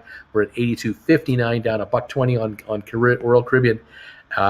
This variant virus talk out of Florida, Texas, Louisiana, Mississippi, all over the South. It is scary, scary, scary. And I wonder if the CDC is going to decertify cruise ships again. Are they going to block cruise ship trips in the next month or two, for 6 months? Like, will we go back to a shutdown on the cruise lines again? This is what I worry about with these variants. I'm not saying it's going to happen. I'm just warning you. What if it does happen? Watch out, Royal Caribbean. It'll be $40 before you can blink. It'll lose half its value for sure. Anyway, I don't know. There it is, kids. What can I say? Let's see. Yep, it's just a low float, short squeeze. That's what it is. And it's a day trader's delight. And I'm not a day trader specialist because I cannot guarantee any happiness there. GameStop being shorted actively again. Borrables ticking down. And love seeing GameStop going up and AMC go down with the charts being so different. It's rare, makes sense. That's the way it should be. And Bruce, you already did the vaccine talk, so stop with that. Go back to stocks. Yeah, well, unfortunately, the vaccine thing has to do with the market. There is a connection, and it will rear its ugly head. And I'm warning you now, just watch out. It could become a real problem. I'm just saying, plain English. I'm telling you what to watch out. We're down 29 on the Dow now, down 34 on the Dow. We're up 6 on S&P, and we're up 80 on NASDAQ. We're down $1.08 on oil right now, okay? Don't know what to make of it. Robinhood down a penny. SoFi up 2 cents to $14.20. GameStop holding a $5.11 gain to $223.35. ATI Physical Therapy down a dime. AMC down $1.30 today, down 3%. Matterport down 19, down 15% to $15.94, 15 cents. 23andMe down 14 cents to $8.46. SmartRent down 9 cents to $12.40. Rocket Lab up 20 to $10.23 today. Spire down a penny. Sextera down 16. Vanek up 7 cents. Home Depot down $1. IBM down 98. The Dow down 47, down 48. Microsoft up 220. Apple up 240, holding the other direction nicely. They're probably keeping the Dow from dropping 200 points by being up like they are. Other FANG stocks, Amazon up 30, Facebook up $1.40, Google up 20. They're holding the Dow up. They're holding the S&P up, and they're holding NASDAQ up themselves. Everything else does not look very good. Not everything, but a lot of the rest of the market does not look good at all at the momente. Intel down 18, Micron down 41. All right, there you have it. We'll watch this market closely. It's a little of this and a lot of that.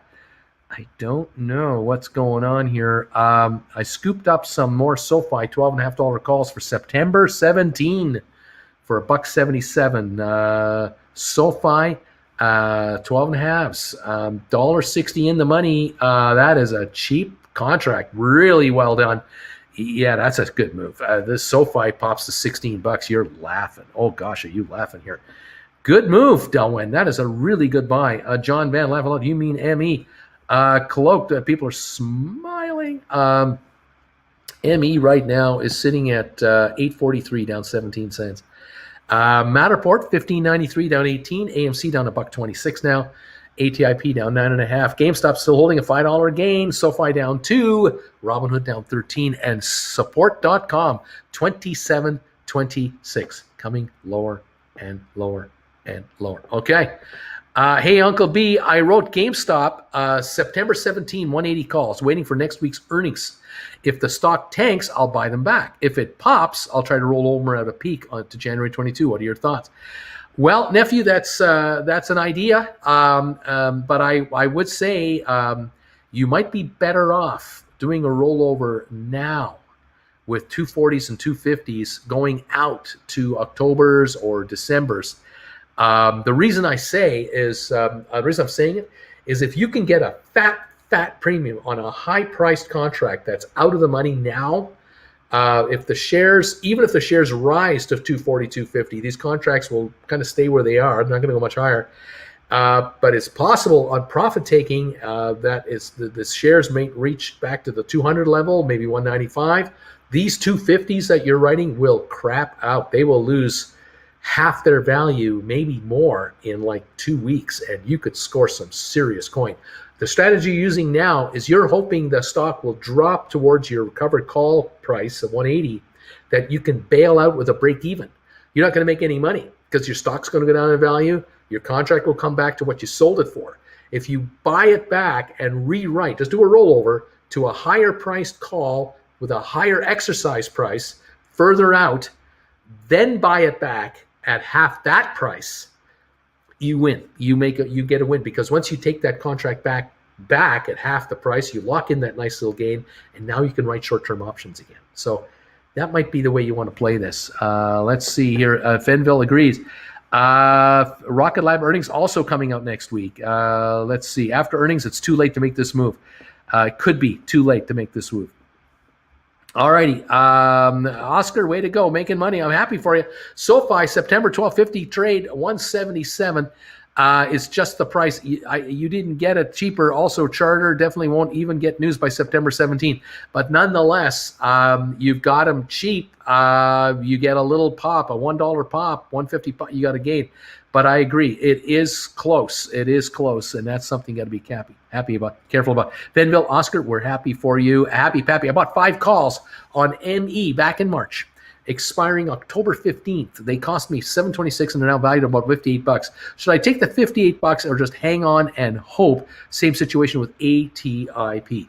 Well, ME is $8.47. The idea of ME popping a buck or two can happen at any time. At any time. You're only at $58 value. You got nothing to save, really, salvage. You're better off just sitting it out and just see if this gives you a little pop. Stock pops a couple of bucks and this turns into $200 or $300. Great. Stock pops more than a couple of dollars. This pops back to $700. Thank you. Then you can do a rollover, certainly. But at this point, any kind of rollover you're thinking of doing, you're going to have to put more money into the equation. So let's see what gives. That's what I'd be doing. We're down 13 cents on ME. We're not down $1.30 or $3 or anything like that. We're down 13 cents today. A turnaround pop of $2 or $3 is doable at any time. Can't guarantee it'll happen today, but it's doable at any time. All right. Let's see. Okay, what if we didn't get very much premium for the first call? I only got $12.85 for my 175s covered calls. Understand, the point is here, if you're doing a rollover, your broker will let you do the sell this, buy this trade simultaneously, so you don't have to put up any more money. And if the contract you're writing, the new one you're going to write, if you write, say, a January 250 contract, for example, you can get a premium that's equal to the cost of this contract. So what you buy this one for, you're going to sell that one for, but you've raised your strike price, your exercise price from 175 to 250. First smart move you're going to make right there. It's $80 a share, $75 a share more to you. Okay. If the shares now are trading at 222 at this moment, they back off to 200, 195 in the next month and a half, they back off to 190. These 250s will drop by more than half their value, which gives you an opportunity to buy them back or roll them over into shorter term contracts at a lower exercise price. You might be writing maybe 220s that expire in October, or you can write 210s. These will drop dramatically, which is what you want. You want, in theory, the best scenario is you buy back your 175s for, say, I don't know, $50, and you sell contracts for $60. You're bringing another $10 in per share. Then you're buying the 60s back at 20, 25 as the stock backs up. See what I'm getting at? And so now you're rewriting new calls that are $20, $25 calls closer in that are going to depreciate dramatically when we see how the shares are doing 3 months from now, a month from now, 6 weeks from now, 3 weeks from now, whatever it is. I hope that makes sense to you. That's why we have lessons. Let's see. Happy Pappy, hold them and hope for the best. I'm in the same position. I won't close a position for that $58. That is all to do with those contracts regarding the MEs, I believe it is. Bruce is selling a bunch of ifs today. Well, I got to go through all the scenarios for you. That's what I got to do. My God, it's trading 10,000 shares a second. Congrats. Let's see. Still good to roll to January 21, 240 calls, only bringing $5 a share. It's always a good move to roll and bring in more money, no matter what it is. It's always good to do that. Let's see. Let's go. You can wait to 300 if you want, or do it now. It's up to you. Your call. But you've got to, just watch this market, see what happens. There are swings, even in running markets. It's to your call, up to you. Alrighty, let's go. SPRT calls are cheap today too. No powder till tomorrow. Well, there's a reason they're cheap. The stock is losing out. It's getting dumped off. I think it's over for this one. This had a day trade run last week. It's over. This BBIG stuff you're following might be over later this week too. These stocks trade. This SPRT was trading stupidly hot. Triple its actual existence, 24 million outstanding, 70 million volume. It's over. It's now crashing. There are call option holders who bought calls at 50, 60, 70, 80. They're all getting wiped out right now. Avoid this thing. Stay away. Benville, I did the same when GameStop went to 180 from 160. Then I rolled and rolled. Now I have 232 without cash for those 6 contracts expiring Jan 22. That's what I'm trying to tell everyone to look at. John, just buy the stock. Why risk the chance to change your wealth? GameStop is the way. All up to you. From 185 to 220 to 250, 280 as of now. Beautiful job. Vanville, GameStop, thanks. So positive wait for more run-up before earnings, but definitely roll over before then. Up to you guys. GameStop back down to 222. Whoa, I love this stock. Please. Yes, I got a little premium for rolling over GameStop from 180 to 250, about 300. But the point is, I'm up $70 on the strike price. Exactly. And the win over the next rollover. Exactly. That's exactly the thing. The cash in is nice, but the move up on expiration on this ticket is huge. It's $70 a share, $7,000 per 100 shares. It's huge. Yes, definitely do this. Nephew Nick, yes, sir. Wait for it to pop today to the 300 range, then roll to a higher strike. Longer time to get more premium, more time to buy back, dip after earning. Well, if it goes to 300 today, that's great. But what if it doesn't go to 300 today? What if it sits at 225 and that's all she wrote? And tomorrow we're at 210. What if earnings come out next week and we're at 190? What if after earnings come out, we're 165? Everybody who wrote will be ahead, of course. But those who didn't write and could have written and could have taken in 40, 50, 60, 70, $80 premiums right now lose out thousands and thousands and thousands of dollars to buy back more stock at 150, 60, 70 to pick it up. But hey, it's up to you. If you're convinced it's going to take a big shot, fair enough. I can't hate. But look, what if it does? You write 250s right now. The stock in the next 3 days goes to 300. Guess what you do? You roll over the 250s into 350s. That's all you're going to do. You're going to write Aprils next year. You're going to buy your Januaries back and write Aprils. You're going to get a bigger premium at a higher strike price. You're going to keep pulling the string on this thing. Eventually, the stock will back off. Not all the way, maybe partially of the way. Might give up 10% gain, 20% of your gain, but it's going to be profit taking coming in. You will be at a point where you've written contracts that will dramatically plummet, and you will cash those in. Thank you very much. Don't miss out. What can I say? Anyway, there you go. Yeah, do both. John Van, write GameStop calls and buy more stock with the premium and keep adding to your position. There you go.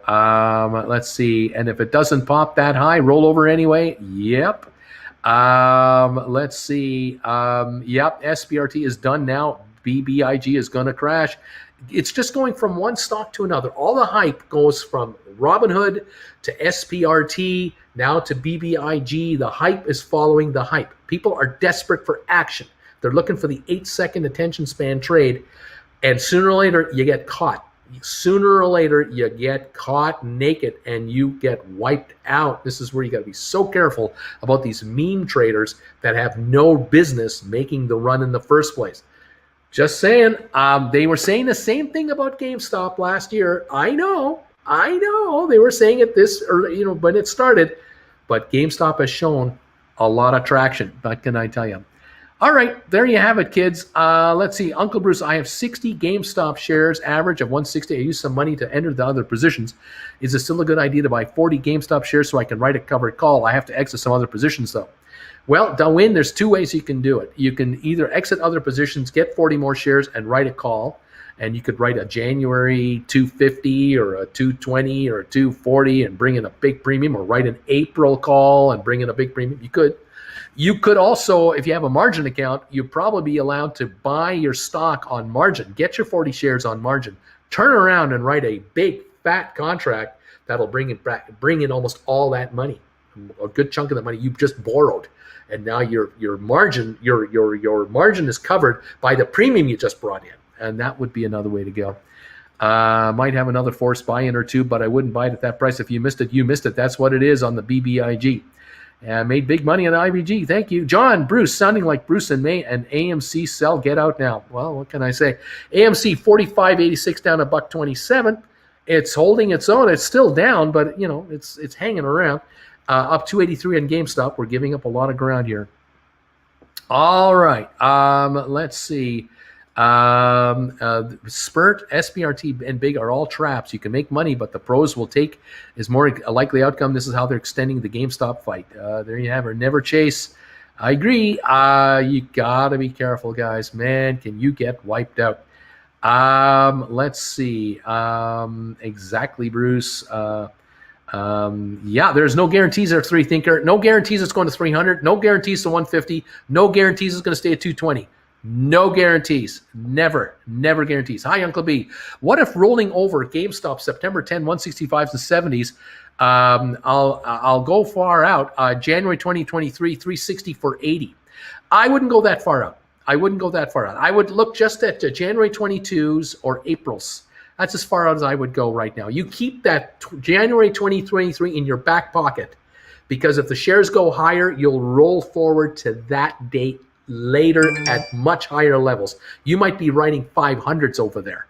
That might be if the stock keeps running up. Right now, you do a rollover from 165.70s into maybe 240s, 250s for January, or 250s, 60s for April, something like that. Write those and then wait. And if the shares back off, you're going to buy these Aprils back for super cheap money. Thank you very much. On the other hand, if the shares want to go higher and they want to go to 280 to 300 a share, you'll roll over your Aprils or Januaries or Aprils into January 2023 at 350 or 400 or whatever. That's the next one. Right now, it's closer in. That's what I'd be recommending. Get it done quickly. We're now at 217 on the stock, down 50 cents on the day. We've given up ground here from 231. I've been yelling all morning, do the rollover. We're at 225. We're at 2, and some of you won't do it. I get it. I understand. It's all right. True, Uncle B. True. There you go. Anyone who did do the rollover, if you did a rollover today and wrote 250s for January or April, you're already watching your contracts drop. They're already falling because the stock's back to 218 a share from 231. That's a $13 drop. You got to take advantage of these opportunities, guys. They are limited. I don't know if the stock's going back to 230 today. I don't know if it's going to 200. I just know it did. What can I say? Anyway, there you go. You got to watch your market. Gotta watch your market. All righty. Let's see. When I see these comments, I'm hoping it goes back up again so I can cash out. That is a day trader who's getting hammered. These are the comments I don't want to see. I don't want to see this. I really don't want you guys to be in these positions. This is not what you should be involved with. What can I say? Matterport coming back.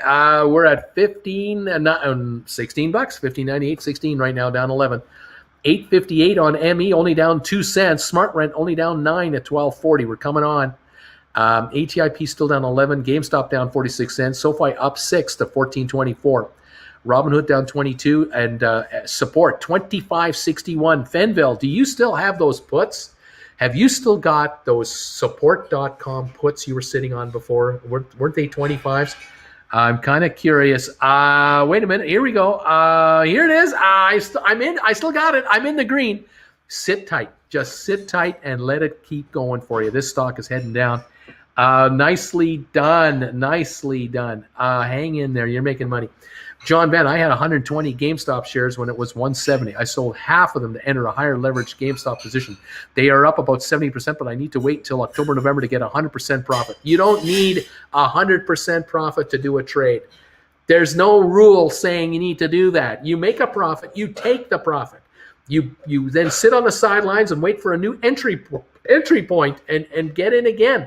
There is no rule saying you must make 100% before I sell. That is crap. That is wrong. You cash in when you cash in a nice gain and you take the money.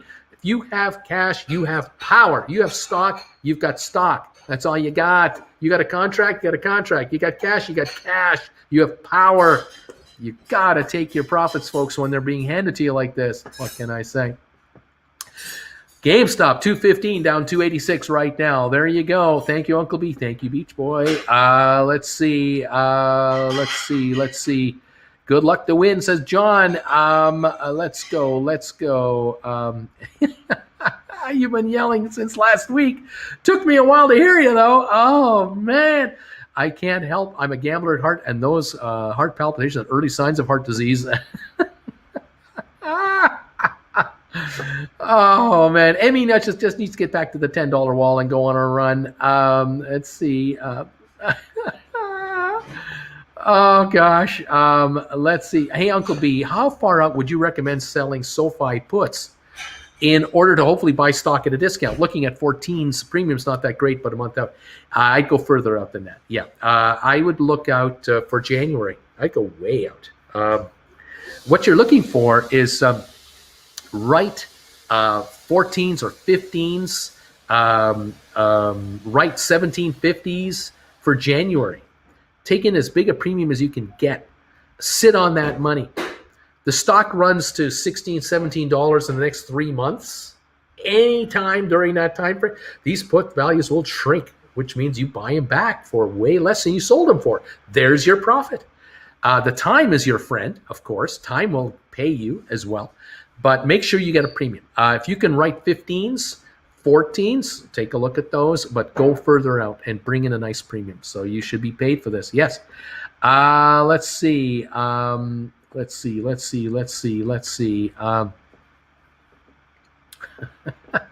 Okay, B, making me feel a bit better now for cashing out. Is Jen Pack into silverware? Oh, yes. Good morning, NTPC from Biden. Good morning, Jen. Not too shabby at all. Why the face GameStop? 216 down to 164. Win 216 on GameStop. That's right. 231 to 216. Did you write 250s? Did anybody write 240s? Did anybody write 275s? Did anyone write April 300s? Can you buy them back for a nice little gain here and rewrite them again if the shares pop up to 230? Have you thought of that? You want a day trade? Those are day trades, but that's day trading with some protection. Lots of protection. The clock is your friend here. I don't know. I'm doing what I can. GameStop will go up. Don't worry. Well, yeah, well, okay. We'll see what happens, folks. 44.02 down 30 cents on Robinhood. We're down 5.26 on support.com, 26.10 and plummeting. SoFi up 7 cents, 14.26. GameStop down 67 cents. ATIP down 11. AMC down 143, not recovering. Matterport down 14 at 15.97. 23andMe 8.57 down 3 cents. SmartRent down 20 cents. Rocket Lab up 17. Spire up 2. Sextera down 19. IBM, the heartbreaker, down 85 cents today. The Dow down 56 cents a share right now, or 56 points, I should say. The Dow down 56 points.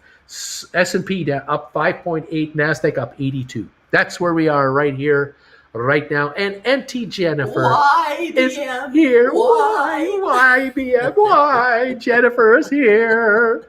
Oh, man. Aaron says, GameStop going back to 220 today. There's a bold comment. It's 217 now. Wow. Do you take chances? What can I say? That's a little more realistic, though, than wanting 100% profit before they'll take it. You might be asking a little too much from the market. I know. These folks are not from around here. What can I say? Ed is saying, I've been selling off my GameStop this week, each day within $1 of the daily high. Nice run, and I made a few grand. Nice. I'll buy it all back down the road when it dips. You can play that game too? Absolutely. Debating buying back my 245 expiry September 10 right now with a couple of hundred profit to rewrite if it pops back up. Exactly. There you go. Why day trade this hot meme stuff when you can do this? Exactly. Oh my God.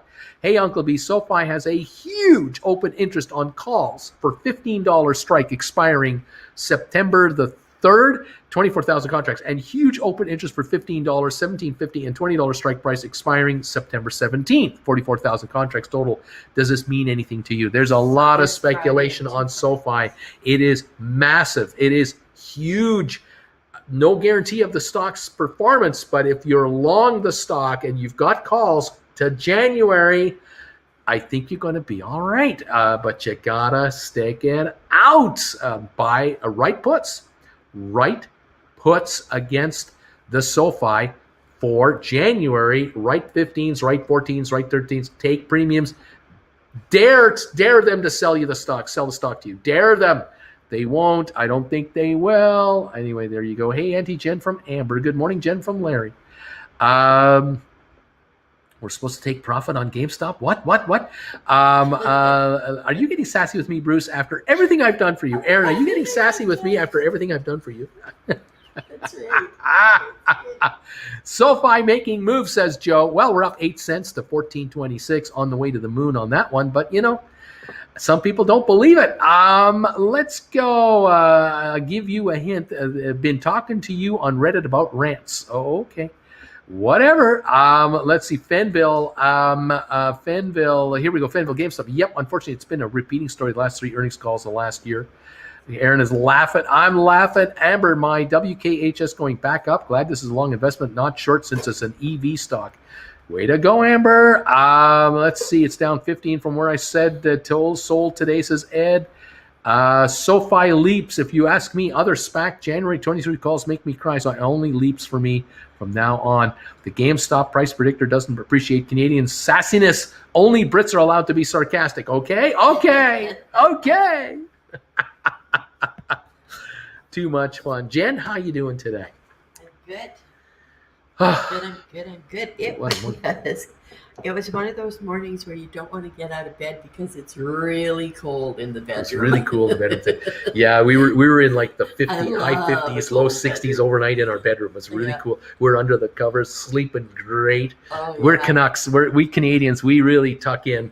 Yeah, we love it. We do love that. I have to agree. Keep that window open all winter long. That's right. That's right. Keep the window open all winter long. Why is ME green? Why is it green? It's at 860. I don't know, but maybe it's going to go higher. Oh my gosh. Can the stock go up? Oh, I don't believe it. Oh man. Bagel time. Oh, I feel like you just cornered in here. I'm just way back here. Do you feel like you're Just in You case. should take my phone and take a picture of me back here. Like, go Okay. from over there and take some photos of me. Oh, And that way we can show these off later to the gang. We'll show them off now, just to show them what I'm sitting on here. I've got this little tiny corner. to show the fabulous set. The incredible studio set that you he's have. sitting at is, oh, no, I got nothing behind me. It's all gone. I just got this wall now. I'm in a little tiny corner, maybe from over there. And we'll show these photos off to you guys to show you what it looks like behind this camera. Look, way up. Oh, this is so sad and pathetic. What does it look like really where Bruce is? You're pulling back the curtain. I don't know. Pulling back the curtain. Pulling back. There you go. There. Look at that. Look at what this guy has to go with. Look at this. There's my ring light there. There's my box that the computer sits on. And there I am. It is so pathetic. I mean, look at this. This is what you do not see. I'm sitting on pillows. I'm 4'8" tall. Got propped up here to be on camera for you people. I mean, what a guy has to do. I don't know. I tell you, look at me. I'm so tiny over here. I'm all alone. Oh, man. This is what we do. We creators, we go through so much pain and suffering to try to help you folks. 23andMe is $8.63. It's up 3 cents. Matterport at $16, down 11. GameStop $217.87, down 37 cents right now. SoFi up 7 to $14.26. Are we going to get a run or what? What is going to happen here? Oh my gosh! Why is GameStop? Why is ME green? Yep. You know what? Vega Canadians were part of the Commonwealth for long enough. Can we sass with the best of them? Had a bagel this morning. It was a bit boring. No Sesame Streets. I'm thinking fried egg, like no the sesame seeds. fried egg and the bagel, Slice of cheese. maybe Do you want some ham on? maybe some ham on there. Oh, that would be great. Oh yeah, it's egg day today. Fenville Cloak, that was how GameStop turned me from the hardcore believer to the moon to selling cover calls to play the options. Truth is, I will cash out if it hits 1,000. Let's see here. Let's keep going. It's freezing up there. Let's see. You finally get a pro gaming chair? Nope. Everything's going into storage, so I can't buy one of those. It's just going into storage. Yay, seeing behind the curtain. What's with your new seat? Won't be getting one. I'll have to get one in California, maybe. That's some quality college furniture right there. Exactly. Exactly. Let's see. Best desk ever. Let's see. Soon you'll be sitting in that big SRV, living the dream. Hey, Uncle Bruce, where did the Weber grill, aka Spaceballs helmet thing, move to? It's on the table over here right now. We're getting ready to pack it. Yet again, that has moved with me so many times over all the years. Oh my gosh, has it moved with me? I love the high quality laptop stand. Yeah, it's a bar stool with a tabletop attached to it that hangs out 2 feet over the edge. And then I've got a box underneath on the bar stool to keep it weighted over behind me here so it won't tip my direction. And that's full of pennies, rolled up pennies that we don't use anymore. There must be $20 worth of pennies holding this whole thing to keep from tipping over. Oh, we are resourceful over here in Canada to find ways to become YouTubers. We work hard. Did you ever dream of sitting like that, streaming to a bunch of degenerates in an empty room back in 1980? It's what I lived for. It's what I hoped for someday I would do. That I would talk to a bunch of degenerates around the world on a computer in an empty living room in Creston, British Columbia. A dream has come true, finally. I didn't want to be a fireman. No, I wanted to do this. He's actually wearing pants. My image has been shattered. He's wearing pants. Cloak, Fenville, GameStop. Unfortunately, I don't have 100 right now, so I can't write any more covered calls. I dumped a bunch of the last 300 run and have diversified my portfolio to get a great deal since then. It's all good. It's all good. Have you tried sesame seed bagel with mustard? Uncle Bruce, I got 1.4 thousand to buy some tasty SoFi. Question is, should I look for options like $10 calls at 96 cents for October, or just buy the shares, start selling covered calls when it starts to rise? I don't know what to do. I am unsure. How do I do this? Well, obviously, if you buy the 96-cent calls for $1,400, you're going to get 14 of them. That's 1,400 shares of leverage. Problem is, October 15, you better have a return. if you're looking at January's, maybe you can look at January 15s or January 12 and a halves, but you'll get fewer of them, but you'll still have leverage. That might be your alternative run. Let's see. Uploaded that to one of those sites where users can rate your gaming PC setup. Oh man, Ed, I'm just saying I could buy them back right now and still make some cash. I've been holding since $40. Let's see. Can Auntie Jen come stay with me and make me bagels like that for a couple of mornings, please? Let's see. Dano says, hands off, Philippe. I'm next for her bagel skills. I'm next. Let's see. What else? Dana, oh wait, getting possessive, and it was the wrong person, laughing out loud. They're fighting over Jen, and they don't even know who they're fighting with for her over Jen. 14.25 on SoFi, up 7 cents. Down $1.04 on GameStop, 217.20. ATIP down 12 cents. AMC down $1.15. Matterport down a dime at 16.01. ME down a penny, 8.59. Smart Rent down 16 cents. Rocket Lab down 4 now to 9.99. Spire up a penny. Cyxtera down 18 cents. IBM Heartbreaker down 73 cents to 139.61. That's where we're at. The Dow right now is up 37 or down 37 points. S&P is up 598. NASDAQ is up, but the Dow is down. That's what's going on. I don't know. Oil turns sharply lower on reports that OPEC plus raised its demand forecast and talk from Russia of a possible production increase. And the price is dropping on oil down $1.23. 67.27. This stuff should be $45 a barrel. We are drowning in oil, drowning in it. And countries around the world that produce it are drowning in debt, drowning in deficits. They can't control their spending. They can't control their bribes. They can't control the payoffs. They're screwed up. And I'm talking about the third world countries that are sitting on it like Russia. Third world government. Bribes everywhere. They need to produce more oil to pay off the henchmen for Putin to keep him in power. He can't keep production shorted. He's got to produce oil. He needs the cash. Otherwise, he loses power. And that's why in 3 weeks, anytime, Putin could be kicked out. Anytime. Soon as he stops cutting checks, he's out of there. That's why oil at 40 a barrel, 30 a barrel would really hurt Russia badly. It would really change things up. Just saying. Just saying.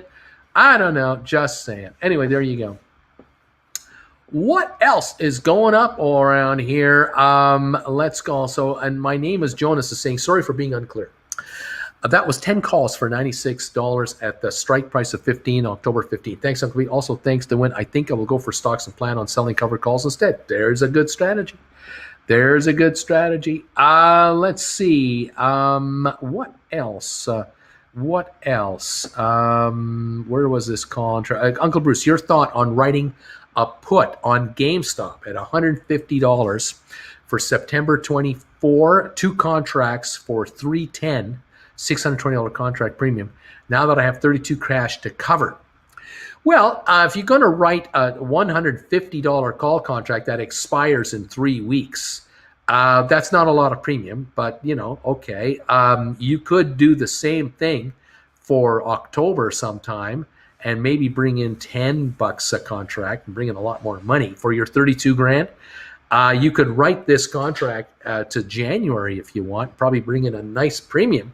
And it'll be a better return. But I get it. Look, 3 weeks, $620, 3 weeks, but it's only 2% of your money. It's not a huge payoff for you because you were writing way out of the money put contract at 150. If you were writing a 150 put that goes until January and you can bring in a nicer premium, that goes against the cost of your stock. I mean, you might want to consider that as an idea. Let me take a look at January put contracts right now, just for fun. A 150 will bring you $23. So you're only going to pay $117 for the stock. I mean, is that right? 127 for the stock. So you get $23 in cash now. You only have to come up with 127 a share on a 150 call, 150 put. I'd write those Januaries, and I'd take in $2,300 twice, $4,600 against your 32 grand. You don't need any more margin. You're using just as much. Bring in this big, fat, juicy premium. It's only 4 months. This is September. And if the shares go to 300 a share, these puts, they go down to $10, buy them back for 10. I like that instead. Anyway, that's all I'm saying. Let's go here. What do we got here? I need to free cash to buy back my covered call. So I don't really want to go long term on writing a put. There's that too. Obviously, of course, a rollover is a rollover. I think brokers will let you do a rollover if it's a neutral transaction. You should be able to do it without any cost. But anyway, there you have it. Let's see what happens. Interesting stuff. Writing these puts on GameStop, taking these fat, juicy premiums, I think is a great idea. I really do. 217 on GameStop, up down $1.13 right now. It's doing fine. ATIP down 11, AMC down 145. It is under pressure today over at AMC. SoFi up 6 cents to 14.24. Matterport 15.94, and ME up a penny, 8.61 right now. The Dow is at the moment showing. What do we got here? Come on, all the way back here. Down 39.87. S&P up six, and Nasdaq up 93 right now. Oil dropping 67 a barrel, dropping to 67.30 a barrel, dropping off. Interesting stuff, guys. I think it's amusing to think of buying my covered call back. It's like selling something at a yard sale, realizing it was worth more than giving the dude more than he gave you. He's laughing. Exactly. I mean, if you buy a call for more than you wrote it for, but then you write a new call for even more and with a much higher strike price, excellent move. Excellent move. Then you buy that contract back for way less if the stock backs off. Another excellent move. That's a win and a win, again and again. I think that's the way you have to do it. It's just being handed to you. These offers are being handed to you guys. Even at 217.97, you can still pull these off. Absolutely. Anyway, we'll see what's going on. Let's see. I'm not sure what that means, but thank you for the comments. And there you go. Let's see what happens, guys. We're at 26.92, 26.85, down 451 on support.com. Robinhood down a nickel. SoFi up 7 to 14.25. GameStop just went positive, 218.44. Just turned the corner right now. There you go. The EIA reports more than a 7 billion million drop in U.S. crude supplies. It doesn't matter. Crude demand is down. That doesn't matter. Oh, here we are. Thank Double you, stacked Jen. on meat. Oh, Because wow. I only had like one left, so I used it all up. Look at that. Oh, meat on the top, meat on the bottom, cheese on the top, cheese on the bottom, egg in the middle, bagel all around. Yummy, baby. Oh, yeah. We're living the dream, babies. Living it in Technicolor. You gotta love this. Oh, folks, like I said earlier today, you have no idea how lucky you are to be where you are. I'm just saying right now, you have no idea how lucky you are. Try to get this in Afghanistan right now. Try to buy this in Kabul. Good luck. You're not going to get this in Kabul. They're not going to be this tasty. No way. 219. What's that? Not the ham part. That's for sure. 219 on GameStop, up 76 cents. 219.47, up $1.23 on GameStop. We're going higher again. Get ready to write puts again. If you bought them back, the stock's going up. Rewrite them. Here we go. Oh my gosh, we're going to have fun here. You want to day trade? You can day trade. But day trade from a strength position. Yes. Cheers to all of you. The bagel is about to be consumed here. Maybe the GameStop will take a run again and we'll go even higher. Wouldn't that be lovely? Thank you all for coming around here. Nice to have you. Apple up $3. Good stuff. Bagel time. Bagel time. Yeah, baby. Old time. Bagel time will move the GameStop. Let's see here. Thank you, everybody. We're going straight back up. Well, let's hope so. Thank you, everybody.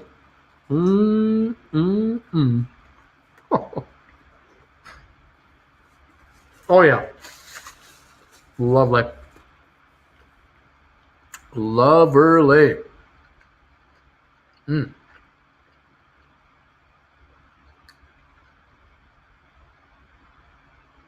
$219.28 on GameStop. Let's go, baby. Take us back to 230. Let's go.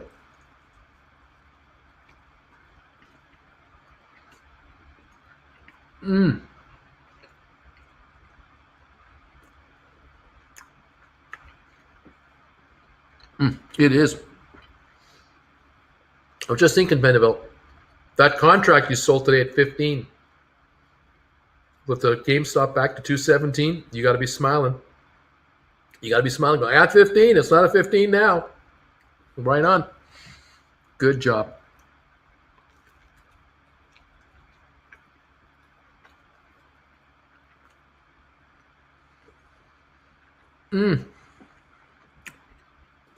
Anti-PC? Yeah, now I want a bagel.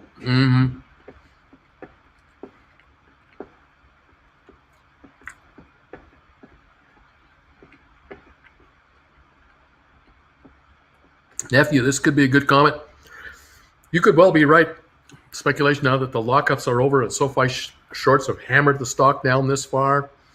They're now flipping to the other side to enjoy the liftoff from here. Could be.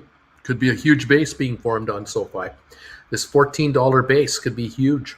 Tremendous. Yeah. Yeah. I had an everything bagel with jalapeno schmear this morning. Spicy. Where do you have the room on that tiny desk for your bagel and ketchup? Well, the box that the computer's sitting on is about 8 inches from the lip of this table.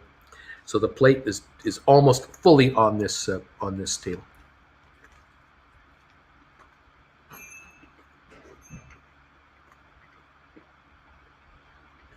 So much engineering. You have no idea the engineering that goes in to making this happen. You have no idea.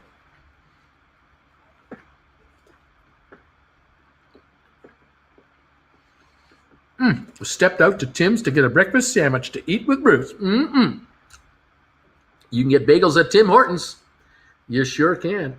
You can get them all day long at Timmy's. Here in Canada, anyway.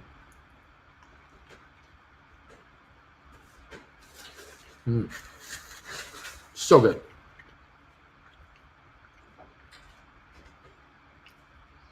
Jen just keeps me going. Man, it's awesome. It is awesome. Bon appetit, says Rob. You betcha, buddy. Same to you. GameStop, 218.72. Come on, GameStop. Let's go.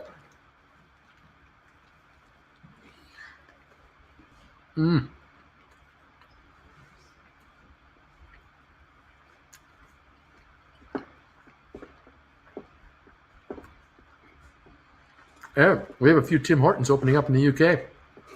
Really? Yeah. We'll have to make a video about that when we get to the UK. We'll make videos about Timmy's in the UK. You bet. Taste test. I'll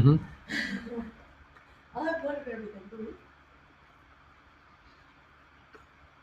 We'll do comparisons. Right. Canadians trying Tim Hortons in the UK. The American audiences will be enthralled. Fascinating. The ratings in Cincinnati, Ohio will go through the roof. Oh, man. Reminds me of my first apartment in the newlywed. Boxes and bean bags. Yep. You know, the good news, Bruce, the pennies weighing down are probably rising in value as you're set up. Copper's going up, yeah. Uncle Bruce, my daughter saw you yawn the other day, and now when she sees you on the computer, she yells, "Sleepy Bruce," which translates to Sleepy Bruce. Oh, man. Yeah. The hard-working Uncle Bruce. She knows a yawn means you're sleepy. That's right, she knows. She knows how sleepy I am.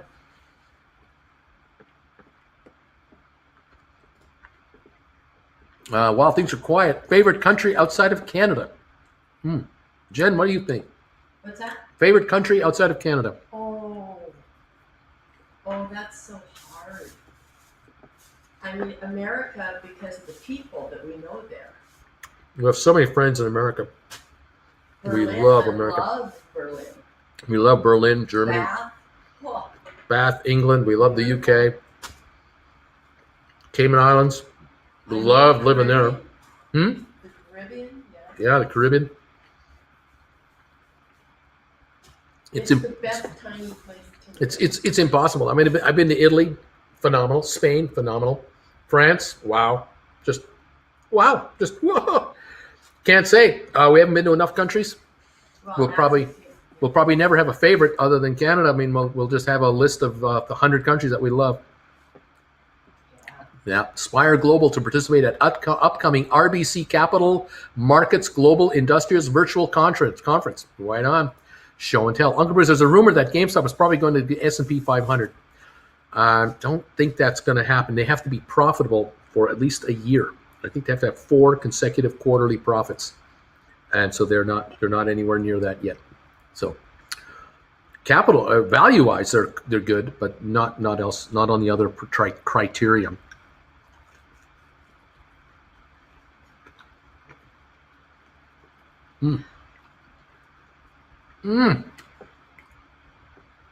Or did you apologize to the Americans being a good Canadian that we picked their butt last night? Never mention it. Oh, okay. I didn't even think about it. You just reminded me. Didn't even think about our national. Well, it's not our national sport, but yeah. There's a question. Ask them what Canada's national sport is. That's right. You Americans out there. What is Canada's national sport? No, it's not curling. It's not curling. Could be. That might be Scotland's. Yeah. Sauerkraut is so funny. What is Canada's national sport? Anybody know? Aaron and Bruce getting bagels in the UK. Should be a good show. Maybe Aaron will sell some SoFi shares to buy Bruce some breakfast. A little SoFi pop, they say, up 15 cents, 14.34. We're going up on SoFi. My SoFi indicator is straight line up. I know it isn't bound to last, though, says Farrell-Mullis. Better buy America. SoFi is popping. SoFi is moving. SoFi, what? Come on, baby. Come on, SoFi. Make it happen. Let's go. Just picked up SPIR November 7.5, 209. Good deal. I hope so. Spire, the stock is 964. Yeah, that's a good deal. Yeah, you done good. Jen loves Amsterdam and jazz cigarettes. Hockey. No, it's not hockey. Incorrect. No, that's not a national sport. Ice hockey. Moose hunting. Basketball. My apologies. Lacrosse. Correct, Michael. It is lacrosse. That is our national sport.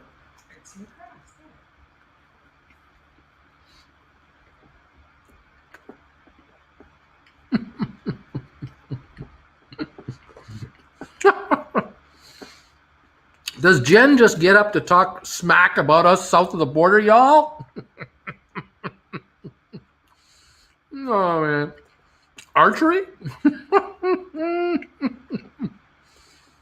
Oh, man. Oh, boy. My favorite country, is that, what is that, Belgium or Netherlands? Tulips? I don't know. GameStop oversold. GameStop right now, $219.10. SoFi, $14.30, up 12 cents.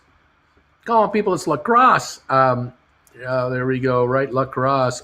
Bruce doesn't want to interview me. I'm not famous enough. I'll still buy him a UK bagel, though. That's right. You're not famous enough, Aaron. You got to be more famous than you are. Come on, man. Maple syrup chugging. That's the national sport. Chugging maple syrup. Oh, today's bagel looks extra good. Oh, it is. It's got the ham, the cheese, the egg, the ham, the cheese, the bagel. Oh, this is so lovely. I'm having a tough time keeping everything on top of the bagel. It's trying to collapse on itself. Fall out.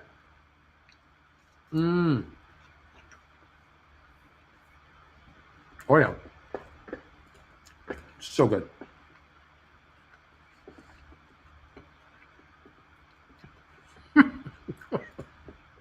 I only tried Timmy's once in person. So some lady in front of me got the last 2 sprinkled donuts.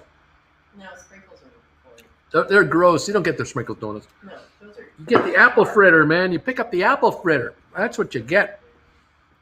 Or an old-fashioned. I like The old-fashioned donuts are nice too. That's true. Right. Netherlands, says Larry. That's the Netherlands. Right on. Jen talking smack while planning a move to the U.S. That's right. We're keeping you guys honest. We're not giving you an easy pass, you know. Just because you're Americans, we're going to toughen you guys up. You guys are getting soft down there. You're so picky. Toughen up. You're Americans, for crying out loud. You're supposed to be tough. You, the proud, the Marines. I mean, come on. Oh, man, you guys get done more at 5 a.m. than people to get done all day long. Come on. Have you never watched Stripes? I mean, what's happening down there? A lean, mean fighting. Right. That's right. What was his name? What was his character's name? No. Wasn't Ox? Oh, well, they called him Ox, yeah. Was Ox John Candy? John Candy, yeah. Canadian. The Canadian actor. Had to be the lean, mean fighting machine for the Marines. You got to be kidding me. I love Americans. I really do. You have no idea how famous I am in Newcastle, Bruce. You have no idea. Well, I'm sure your photo is in the post office, the 10 most wanted. I'm sure you're very famous. Oh, dear. He kind of asked for that one. Well, he set himself up for it. I mean, That's right. donuts sound so good right now, says Formulas.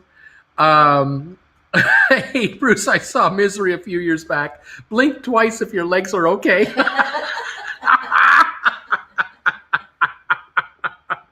Jen liked that one. She had that sick laugh, too. Yeah. I can't believe I pay $10 a month to watch this gluttony. I can't believe it. I cannot believe it. Oh, how's it going, Eisenhower? Oh, man. Oh, man. Oh, Airdrie and Calgary both got nailed with hail yesterday. Oh, boy. Good size hail. Sergeant Hulka is our bestest buddy. He's our big toe. He's our big toe. Lighten up, Francis. Hey, you guys call me friends? I'll kill you. Anyway, because you touch my stuff, I'll kill you. And you guys touch me, I'll kill you. Sergeant Hulka, lighten it. Oh, man.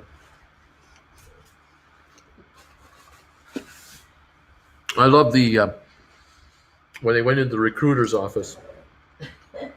Have either of you ever been convicted of a serious federal crime? And Bill Murray goes, convicted? No, never convicted. Well, never convicted. All right, you guys. I have to ask this question. Are either of you guys homosexual in any way? No, but we're willing to learn. That movie stands up to this day. Winger. John Winger. The character name for Bill Murray. Winger. All right, Winger. Drop and give me 50. Eugene Levy is in that show. He's one Yep. of the border guards. No. Isn't that? No. He wasn't the border. No, it was. I thought he was one. No. Now I have to go. No. All kinds of SCTV people are in that movie. Absolutely, all kinds of them. What a cast! What a great cast. A preview of Ghostbusters to come in some ways. Well, if Taco Bell can't stay open, pack it up, boys. We're heading to the apocalypse. Yeah, we might want to live in a country represented by the movie Stripes, but in actuality, it now seems like the auto manufacturing movie Gung Ho with Michael Keaton. Blown up, sir. We're willing to learn. Lighten up, Francis. All the lines are coming out here. Stripes is one of my favorite movies. That's right. We're up 8 cents at $14.26 on SoFi right now. We're up 65 cents on GameStop, $218.89. A little up move here, but not a lot. 15.99 on Matterport, 8.63 up 3 cents on ME right now. 23andMe, and the support.com down 3.91 to 27.45. Interesting stuff. Oh man, there were a lot of great actors. Joe Flaherty. Joe Flaherty. That's right, Joe Flaherty. Joseph P. Flaherty. As Joseph P. Flaherty. And the other guy was Nick Toff. Nick Toss, the border guards into, I think, Czechoslovakia or something like that, from West Germany or something like that. Oh man, that movie was before the wall came down. Unbelievable. Yep, Sergeant Hulka. Oh, loved Sergeant Hulka. That's the fact, Jack. That's right. I wish I was a loofah. Oh man, where'd you get that training, son? In the Army, sir. Oh man. There are so many people in this movie. So many, yeah. So many people in that movie. So many soldiers, so many mud wrestlers. Yes, soldiers, mud wrestlers. What were the two gals' names that were the girlfriends of those guys? One was Sean Young. Sean Young, gorgeous the gal. other is PJ Souls. PJ Souls. Sean Young had a great career after that. And so did PJ, I think, too. Mm. She did a lot of meatball movies. Meatball movies. There you go. Yep. Uncle Bruce, I watched the great maple syrup caper documentary last night. Mentioned how maple syrup is 2 times more valuable than oil. Every time you mention oil. Uncle Bruce. So I bought to close GameStop 165s for 55, 170s for 33, 53.35. Wrote April 22, 270s for 62.50. What do you think? Oh, good move. Good move. Taking in $17, $20 more practically. That's nice. $18 average per contract. Nicely done. Bringing in extra cash, pulling it up to 270, up from 170. Nice. Really nice. Now, hey, the shares want to keep running up a little bit more. Great. That's fine. That's you'd be taken out at $330 a share if they take you out. I mean, wow. But you could still roll these over if necessary. But you know what? If the shares kind of hang up here, kind of hang around, and then back off a bit, they back off to 190. You're going to buy those contracts back for less than half what you sold them for. Nice job. Nice job. You can't go, all the plants are going to die. Judd Reinhold. Yeah, Judd Reinhold is in that movie. John Candy. Harold Ramis, of course, his co-star. Who is the guy, the colonel that got demoted to Alaska? He was in Night Court. What's his name? Mm-hmm. The Rocker. Mm-hmm. I killed the page. Like a French last name. It's like John LaRock. Yeah, he was in Night Court. He was in Night Court as the prosecutor for years and years and years. Great career. Great career. Yeah, Judge Reinhold. Larroquette. John Larroquette.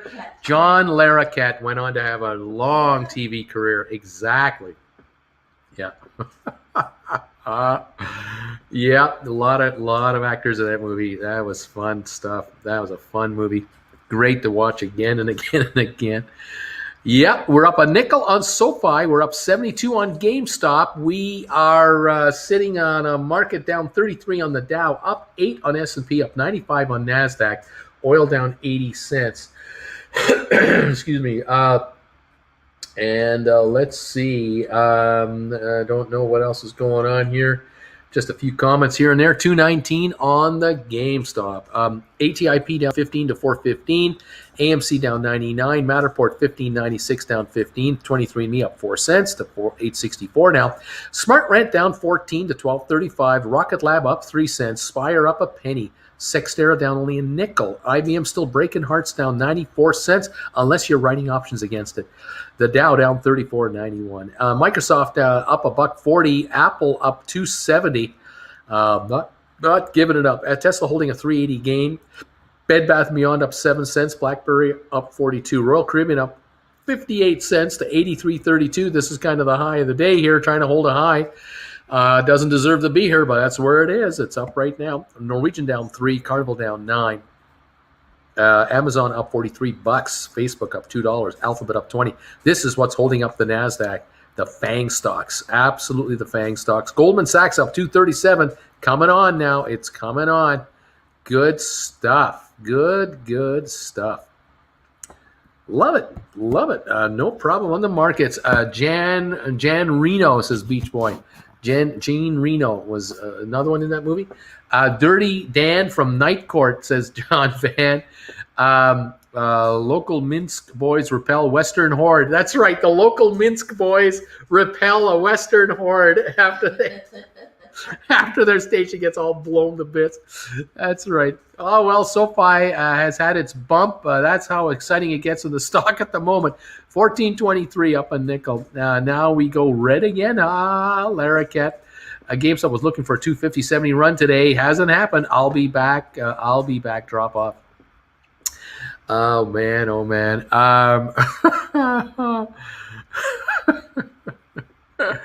Uncle Bruce, will Cyxtera possibly pull in Q numbers like Amazon, AWS data centers do? That would be awesome as they pull in close to 10 billion per quarter. I'm not sure if Cyxtera is in the same exact business that you're describing that Amazon is, but they have now got 61 data centers that they're watching, server farms, and I think they're going to expand. I think that's the end game plan. Whether they merge with another company or acquire smaller operators, but I think they're just going to get larger and larger and larger. And that, I think it's the big picture for these guys. I kind of wonder if the day will come where they will acquire a privately run server farm company with 15 or 20 locations. I don't know. Then they need $1 billion to do it, and they'll just pick up the phone, call Wall Street, get $1 billion for 2% interest, 2.5%. Pay cash for it and just buy it up and add dramatic cash flow to the company, tremendous earning power to the company, and the shares will just go up 50%. And then they'll do another deal and go up another 20%. They'll do another deal and go up another 20%. Just one after the other. I just kind of wonder if that's their plan long term. John Larroquette was also known as a Klingon in Star Trek 3. Jen is going, woo, really? They deal with a lot of government data, unlike AWS. That's true. That's true. The folks at Cyxtera make really good money handling very sensitive data for governments. Yes, they do very well doing that. This is why I think this outfit's just going to be a winner. Medium long term, it's just going to be a winner from here. Do not worry about the $8 price right now. Well, actually, it's a buy, but that's it. Love Larroquette, says anti-PC. Welcome to Italy with Sergeant Hulka. Hi, Sergeant Hulka. Welcome to Italy. We're getting up at 0500, really? Sergeant, on behalf of the troop, I'd just like to say that this is the cold and flu season. I don't think she should be marching 10 miles first in the morning. 24, 25, 26, another bunch of push-ups. Oh, man. SoFi up 6 cents, 14.24. Come on, SoFi, let's go. GameStop 218.94. Come on, GameStop. I like it when it goes up. It's more fun. 28-point drop on the Dow. We're coming back a little, but not a lot. We're up 8 on S&P. We're up 92 on NASDAQ. 77-cent drop on oil right now. That's it. U.S. pledges $60 million in military aid to Ukraine as Biden is set to meet Zelensky. $60 million? What is that in aid against Russia? Good luck. Yeah, let's hold off the Russians with $60 million of aid. That's not going to do very much. But then again, Russia's broke anyway, so maybe that's enough. I don't know. AMC down to 122. ATIP down 14.5. Matterport 15.99 down 12. ME up 3. Not much happening here. We're very quiet right now on this market. Thank you, everybody, for being here today, following us today. We so appreciate it. Nice to have you here. Not much happening out there now. It's kind of gone quiet, a little calm, but it's been an interesting morning, to say the least, this morning for sure. Thank you, all of you out there who are subscribing to this channel. Thank you so much for becoming subscribers. Make sure you hit the bell notification icon. Appreciate that as well. Those of you becoming members, you guys are awesome. You are the backbone of this channel. Of all the subscribers of this channel, about 1.5% of you, maybe 1.4% of you are actually members.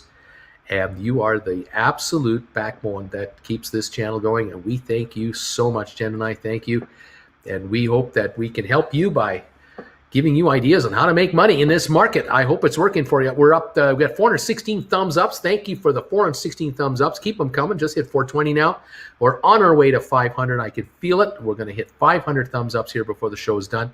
Thank you, everybody, for piling in with some thumbs ups today and putting some momentum behind this channel, telling YouTube, hey, send viewers to this guy. The gang, get more people to join this guy's channel, because it's a great place to hang out. A lot of kibitzing going on, a lot of ideas going on. People are sharing ways to make money in this market. 434 thumbs up. They're coming in right here. We love you for this. SoFi, 1427 up 9. Let's go. 219.04 on GameStop. Let's go. To 435 thumbs ups. Let's go. 439 now. We're going to hit 500 thumbs ups. Thank you so much, everybody, for throwing the thumbs ups our way. You are helping us get promoted by YouTube. Good stuff. Thank you. 219.02 on GameStop right now. That is the story. The Dow is down 45, S&P down 6, and NASDAQ up 9. Sorry, S&P up 6, NASDAQ up 90, the Dow down 45. That is the story right there of what is happening on our markets. We're up a dime on SoFi now to 1428. Let's go, SoFi. Let's go. All right. I work as hard as I can for that stock. I don't know what more I can do. My gosh. Okay. All right. Apple up 264 to 154.49. Looking like a good day on Apple today. Happy to see that for sure. 154.48 on Apple. High today, 154.98 today. Looking great. Beautiful stuff on the Apple shares. All right. 500 thumbs ups, please. That's what we're looking for. That's right. 60 million in GameStop shares, so it could moon. That would be nice. Volume on GameStop, 2.49 million. Oops. We're not going up to...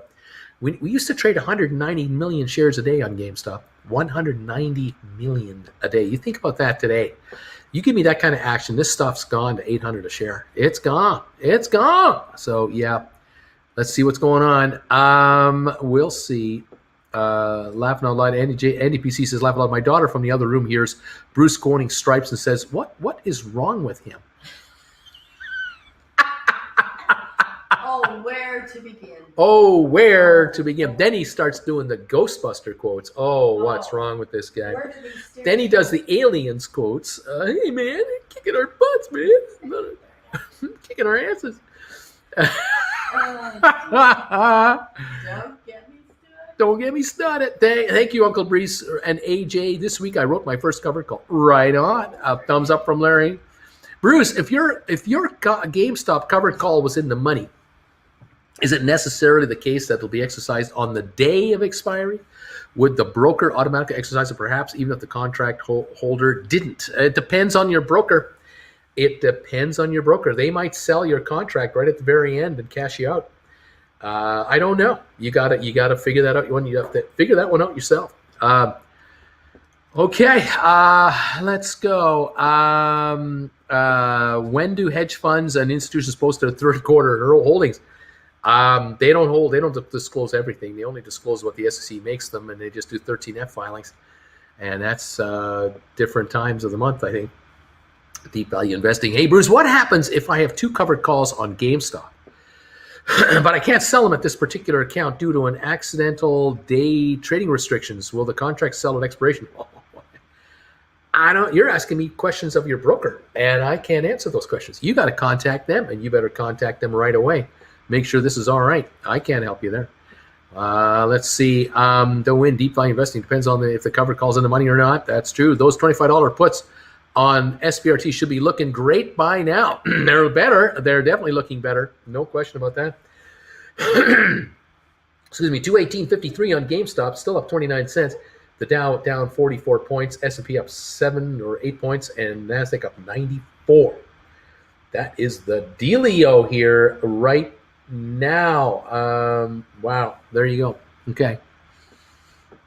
There it is. 14.26 up 7 cents on SoFi. Matterport holding $16 and ME at 8.63, not moving. We're not moving. Rocket Lab back up 15 cents, 10.18. Jumping between 9.90 and 10.20, whatever it's doing. It's not going far, but just jumping around. Congratulations to those of you who have written call options today on GameStop. If you wrote them at the high, way to go. Way to go. You know what? Apple could chill a little now. I also wrote cover calls on it, Michael's saying. You moved up enough. You could just relax now. Let a few days go by. Let these options expire a little further. Yeah. I'm good. It's all good. Don't worry, Michael. You can always do a rollover. Right further out, higher price for longer time frame, more money. Can be done. Let's see. Clay is saying, hey, Deep Value, you should be able to close positions if the trade is settled. The day trading restriction should only restrict you from opening new positions. You should be able to close out. There it is. Does anyone know anything about TTCF? I have no idea what that is. Anybody know? TTCF.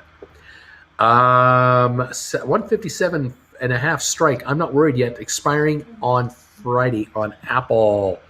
You're 154.54 and you're $3 away. You shouldn't be worried. That's looking good. Right. Makes sense, Clay. And DeWin, thank you guys. There you go. Says Deep Value. Good stuff. Way to go, Michael. Nice job here on those calls. Taking in the money. Absolutely the way to do this. Yep. Jen, what do you say? Well, I have a story that's totally unrelated to the stock market. Okay.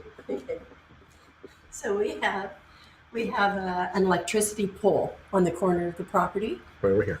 And the sun comes up and it casts a shadow across the road. So our cat goes and sits out in the middle of the road.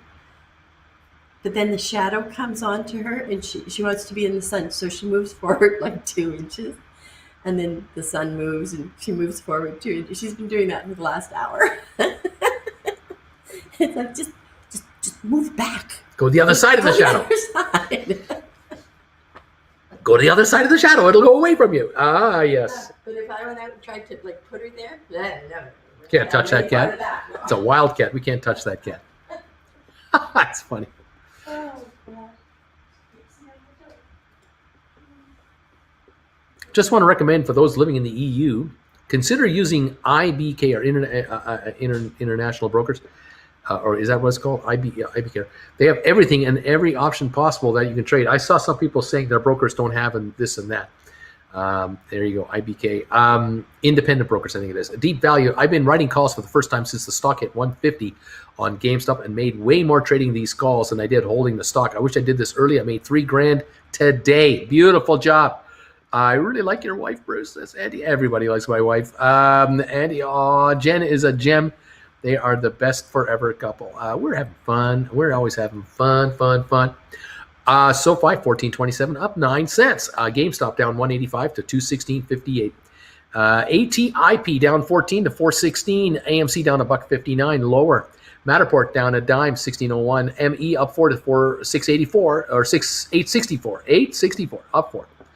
Smart Rent down a nickel. Rocket Lab up 15 to 1018. Spire down 3 cents. Xterra down 12 cents. Vanek up $1.09. And IBM down 77 cents. So those of you who've written IBM calls, those of you who have written Apple calls, congratulations, you're doing just fine. Those of you who've written GameStop calls, you're doing just fine. You're doing just fine. There you go. Would be nice though to see a GameStop go higher, wouldn't it? I kind of like it when it goes up. A lot more fun. RSI is way oversold on GameStop. Way oversold. So that means an up move. How about that?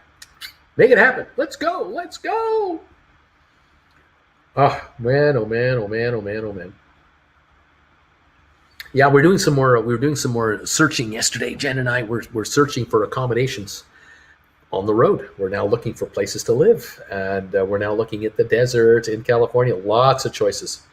We're keeping an eye open there. Those GameStop 250 puts, January 23, looks juicy. My fingers are itching. There you go. Those puts, look to write those. 250 puts. That's a possibility. On the other hand, you can write out of the money puts. They look juicy too. All up to you. It's depending on what I'm doing. Unless you're writing calls, they look juicy too. You're going to write 250 calls, they look very juicy, I'm sure. Mr. Seneca, nice deep value investing. Same boat here. Picked up a quick $8,000 on some calls this morning. Now to buy more GameStop shares on the dip. There you go. Picking off the stock, taking it out of circulation. Yep, that's how this game is played. You use the options market to buy more GameStop shares to scoop up more stock away from the players and make it harder to get. Exactly. I closed my cover call just now. Wait till for a pop to rewrite at a higher price, maybe today, maybe the next few. We'll shall see. Fingers crossed. There you go. Right on. Deep value. Oh, oof. Well played, Seneca. John, we're turning into communists down here. Matt, I came to the eastern shore of Virginia. Beautiful. Chesapeake Bay on one side, Atlantic on the other. Fantastic. Beautiful stuff. Yeah, we're looking at a fully furnished condo in the Palm Desert, Palm Springs, Rancho Mirage, Indian Wells, looking to that whole area there. We're shopping around, and there's a lot of variety. We're looking for to rent a Tesla, and we're finding lots available. And so we're looking at that and getting excited, getting jacked up, and one thing at a time. But the first thing at a time is getting out of here. That is the first big thing on our to-do list, and we are well underway in the packing department. We continue to pack every day, more boxes, as the race is on to pack before the deadline, and then get out of here and make it to Calgary. That'll be a crazy day, and then we'll take it from there. Then we'll be nomads after we leave our daughter's place, and see how it goes. One step at a time, just one step. But we're hoping that the variant numbers drop, the COVID numbers drop. Please drop. That would be really nice. And let's see what happens with traveling. Hope it'll get easier, not harder. That would be the best part of it. Anyway, we'll see how it all works out. Anyway, there you go. Supposedly, a GameStop beta is much lower this week. Do you have any current data? Nope, I got nothing on that. No idea. GameStop 216.56 down $1.68. That is off from the high of the day of 231.44. That is a big drop from earlier today, $15. It had a good run this morning. We've got SoFi up 11 now to 14.29. It looks like it's approaching its high of the day right now on SoFi. Although it did have a shot to 14.44 at one point, but now we're back to 14.29. Getting better. 6.5 million volume, nothing great, but it's improving in price. Robinhood holding a gain of 44 cents. Support.com dropping again, down 437 right now to 26.99. Low today, 25.50 on 13 million shares. Volume is dropping off dramatically. Absolutely dropping off dramatically. Let's see here. Uncle Bruce, help me out. I've been keeping an eye on SoFi puts. Especially the ones in 2023, $20. Put used to be $9.60 to $9.80. Now it's $8.50 to $9.90. Any tells? No tells. The $9.60, $9.80 price was a guesstimation. Now $8.50 to $9.80. That's another just a guesstimation. This will not be a heavy trading contract. It will not be trading very heavily, and so you can have wide spreads. That's the deal. If you're looking to write that put, you would offer at $9.85. You would put an offer in at $9.85. And as long as you're the cheapest guy offering, you stay there. And you don't give a darn about that bid. Don't worry about it. If somebody wants it, they got to pay $9.85, and that's to you. If you're going to write it. All right? Okay. Let's see here. People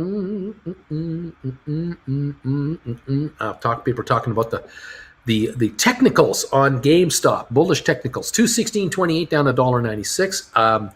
AMC down $1.51. That's low here. We're up 9 on SoFi right now. That's what we got. The Dow's down 33, a little better. All right. I need food, says Anti-PC. I wrote a few of them last week for 970. There you go. Good stuff. Beautiful job. Like I say, if the shares go up, those puts will come down, and that makes you money. So whether it's a time thing or whether the clock makes you win or the price of the stock movement makes you win or both, you're looking to win on this one. Way to go.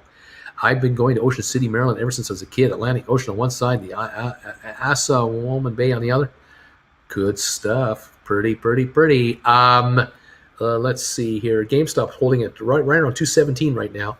Down $1.30, down $1.40. Right on. Yes, on puts and calls, money can be had and made. It's a question of just what kind of risk tolerance do you want to put on it? What kind of time frame? What kind of return? How aggressive are you? How attentive are you to watching the stock every second of the day or not? We'll see. I don't mind buying SoFi shares at $10 in 2023. That's okay. I'll buy them at $10. Exactly. You get paid 9 something a share to write a $20 put. You're buying it for $10.30 a share until 2023 on SoFi. Yeah, that's an okay deal. I like that deal. Yeah, I mean, if the stock just stays at 14, you're going to make money. But obviously, the shares go to 20, you score all $9. Thank you. Shares go up 6, you make 9. That's a good return. Hey, that's not bad. Yeah, I love hearing Bruce saying that. I'm not going to say it again. Yeah, I love how he says stock's down $1, but if you look at the 1 month chart, it's up 60. I love how he says that. What can I do? I can't win. I get picked on no matter what I do. Oh, you people. Thank God you're my backbone. You see, this is the backbone of my channel. These people who pick on me. This is the backbone of this channel. Giving him a hard time all the time. Oh, man. It used to be so much easier. I don't know. He said it right, though. Matt says, well, I'm trying. Love you, Bruce. Love you, Rob. That's it. They have such high expectations of me. That's right. Bruce, just tell us the stocks you like, and if they double in a week, you're okay. If they don't, you're an idiot. You know what you're doing. Matt, he did. Larry says he did. Uncle Bruce, does it ever make sense to roll over covered calls for covered puts? Yeah, I guess it could. Again, the timing and premium values, and yeah, sure. Stock movements, it could. Yeah, I'm sure. Just like covered, just like calls. You people? Oh, you people? Says Shaky. Not picking on you. Just find it funny how we look at the markets. It's all good, Rob. Mark, BBIG is up again. Way to go. Laugh out loud. Shaky says anti-PC. There you have it. Hey, Bruce, what are your highest profit and loss ratios when you were an active trader? I don't remember. I don't know. I don't know. I remember once I think I had a call contract that I personally had. I think I had like 10 of them. And I can't remember the name of the stock. This would be in the 80s. And it was a Friday, and I was down badly. I was caught. You know, the market went the wrong way on me on the Wednesday, and I was down a bunch of money on the Thursday, and I came in the office on Friday, and I'm feeling just awful. And I think I had a couple of grand on the line that I was going to lose, and I thought I'm just going to wait this contract out. I'm not giving it up. I'm going to the end of the day. And first thing in the morning, the stock didn't do much, and I'm looking at my contracts, and they're sitting at like 15 cents a piece, 20 cents a piece. I'm into them for $2. You know, I'm just getting wiped out.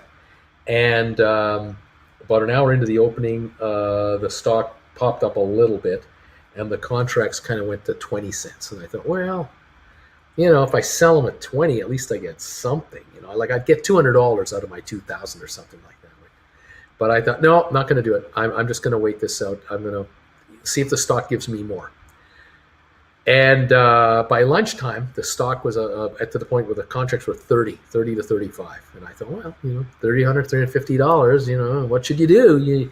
You're down to 3 hours to go and the day's done. What are you going to do? And I said, no, I'm not going to do it.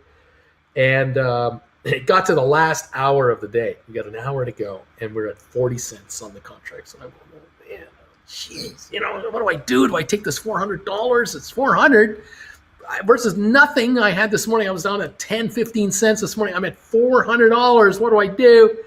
sitting there. I said, I got till 5 minutes till the end. I can always pull the trade off at the very end. I had my ticket written, the sell ticket. Everything was in there, all handwritten. All I needed was put in the price or market or whatever.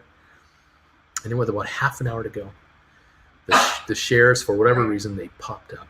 And they popped up, and the contracts were like 220, 240. I wrote that. I finished writing that sell ticket. I handed it in. I stood there watching my desk trader phone that order in there. I said, get this in there. He's, oh, man, he's getting it to New York. Filled at 240. I made $400 on an excruciating day. And that was $400 in 1982 when the rent, you could rent a 2-bedroom apartment for $400 a month. Yeah, I got $2,400. I got 6 months rent back in like 15, 20 minutes. I mean, it was just, I didn't ever want to do that. I don't ever want to do that again. But that was crazy. Thomas, thank you for this donation. Love you, Uncle Bruce. Glad to see you're still giving it straight to the people. I will, and I'll keep doing it. I'm not going to stop. And 23andMe, up 14 cents to 874. Whoa! Yay! We'll take that. SoFi still up 7-8 cents. GameStop down 87.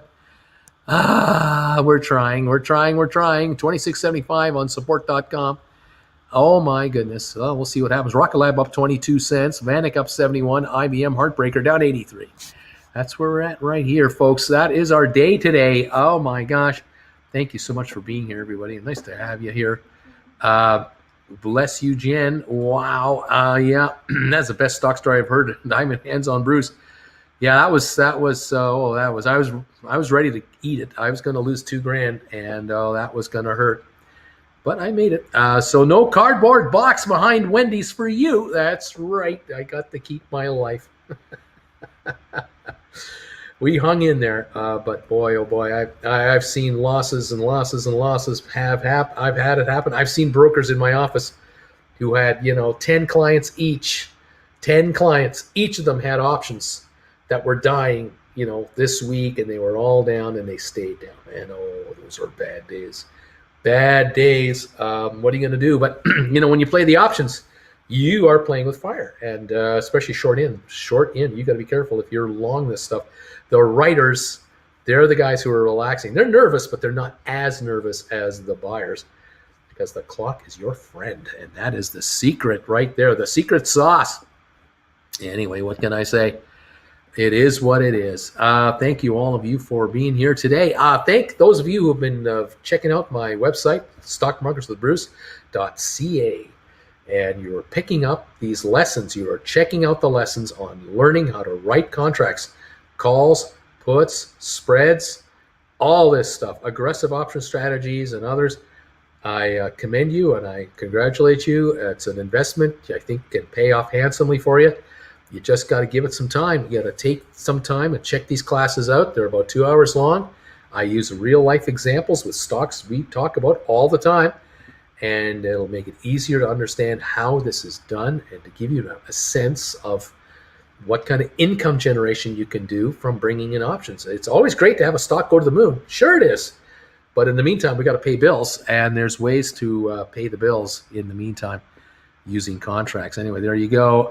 Bought back my IBM contracts at 80 cents or at 8 cents and sold them at 63. Michael, did you buy them back at 8? I'm not sure. Or did you buy them at 80 because you sold them 60? I don't know what's going on. I can't be trusted for 2 more days, says Michael. Did you score on them? I can't understand what you're doing. Your decimal points are screwing me up.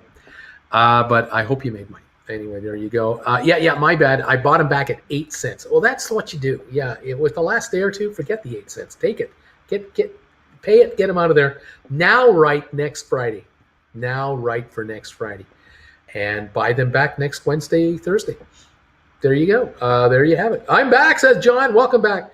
Deep value, 8 cents. Yep, 8 cents. Just buy back at 8 cents. Good job. Nicely done. Yeah. Way to go, you guys. Nicely executed today. Alrighty, 14.29 on SoFi, up 11 cents. 23andMe, 874, up 14 cents. A little better. GameStop, 217.68, down 56 cents. AMC still doing not too well, down 144 at 45.69. The Dow down 64, S&P up 5.8, NASDAQ up 99. I'm going to say my goodbyes. Join me this afternoon at 3:30 Eastern Time for the last hour of this market today. Let's see what's going on here. What can I say? B. Fitz, regarding buying back a covered call to book some gains when the stock takes a breather, do you need the stock to go down past the price on the day you sold the covered call? Would it be more dollars to buy back if it was higher? The way it works to me is if you're writing an out-of-the-money contract, so you're writing, let's say you're writing a GameStop covered call, stock's at 216, you're writing a 230 covered call, and you're getting $10 for it. It's all pretend pricing now. You get $10 for a 230, and the stock goes from 216 to 206 this afternoon, tomorrow, Friday, Monday, or Tuesday after Labor Day. It goes down to 206. Your contract still has a couple weeks to go. It'll drop down to $4, $5, $6. It'll drop off. You buy them back. Let's say the stock hits 205, a daily drop off. You buy them back at $4. The stock later in the day goes back to 210, 212. You write the call again. You might write them at 6, 7, or 8. You write it again. The thing is, though, when you bought it back, what had happened was there were 5, 6 days of depreciation coming in here, time depreciation, on top of the drop of the market. So not only did the stock go down, but the time evaporated away. This is why writing a call on a Wednesday and buying it back the next Wednesday might be a good strategy for some of you guys, because you're writing the call today with 9 days to go. When you buy it back, it only has 2 days left to live. 2 of the days that have passed by are weekend days. You can't do anything on the weekend. It's just time lost. So Wednesday, you write it with 9 days to go. Monday, there's only 4 days to go. Wednesday, there's 2 days to go. This is where time depreciation can really come in handy. Some of you folks are writing calls with 2 or 3 weeks to go. So on a Wednesday, you write a call that has 3 weeks to go. 3 weeks and 2 days. A week later or 2 weeks later, you're buying that call back for way less money, because those 14 days of shrinkage have just destroyed the time value on the contract. It now only has a week, 9 days left to go. It's out of the money, hopefully. It really has collapsed. If you wait 2 or 3 more days, it'll collapse again. You wait till the next Monday, it might collapse yet again. So time is your friend when you're a writer of calls. That's how you play this game. Just got some more GameStop. Let's go. Let's go, Brucey. We love you. Thank you, guys. Everybody. Thanks everybody for being here. Enjoy the insults and the sassiness. Now enjoy your packing. Stop making Jen do it all. No, see, the longer I talk, the less I have to do, because she. Never mind. You don't know. Thanks everybody. Thanks, John. Good grief, Bruce. You should start later, and that way you don't have to get off at 11:30. So start like 30 minutes later. Save your political and China vaccine rants for later, like never. Hey, John, I got to get my frustrations out. I got to do my thing. Where are we at now? 217.11 down $1.13 on GameStop. SoFi 14.25, up 7 cents. AMC down 173. Matterport at $16, down 12. ME 878, up 18. Go ME, go. The Dow down 40. Thank you all so much for being here today. Love having you. You guys are great. Thank you, Amber. John, have a great day. Finally made some doleros. That's what it's all about, folks. Let's have you make some more this afternoon. We'll see you at 3:30 today for the last hour of the day. Thank you for all your support. We'll talk to you real soon. Bye for now.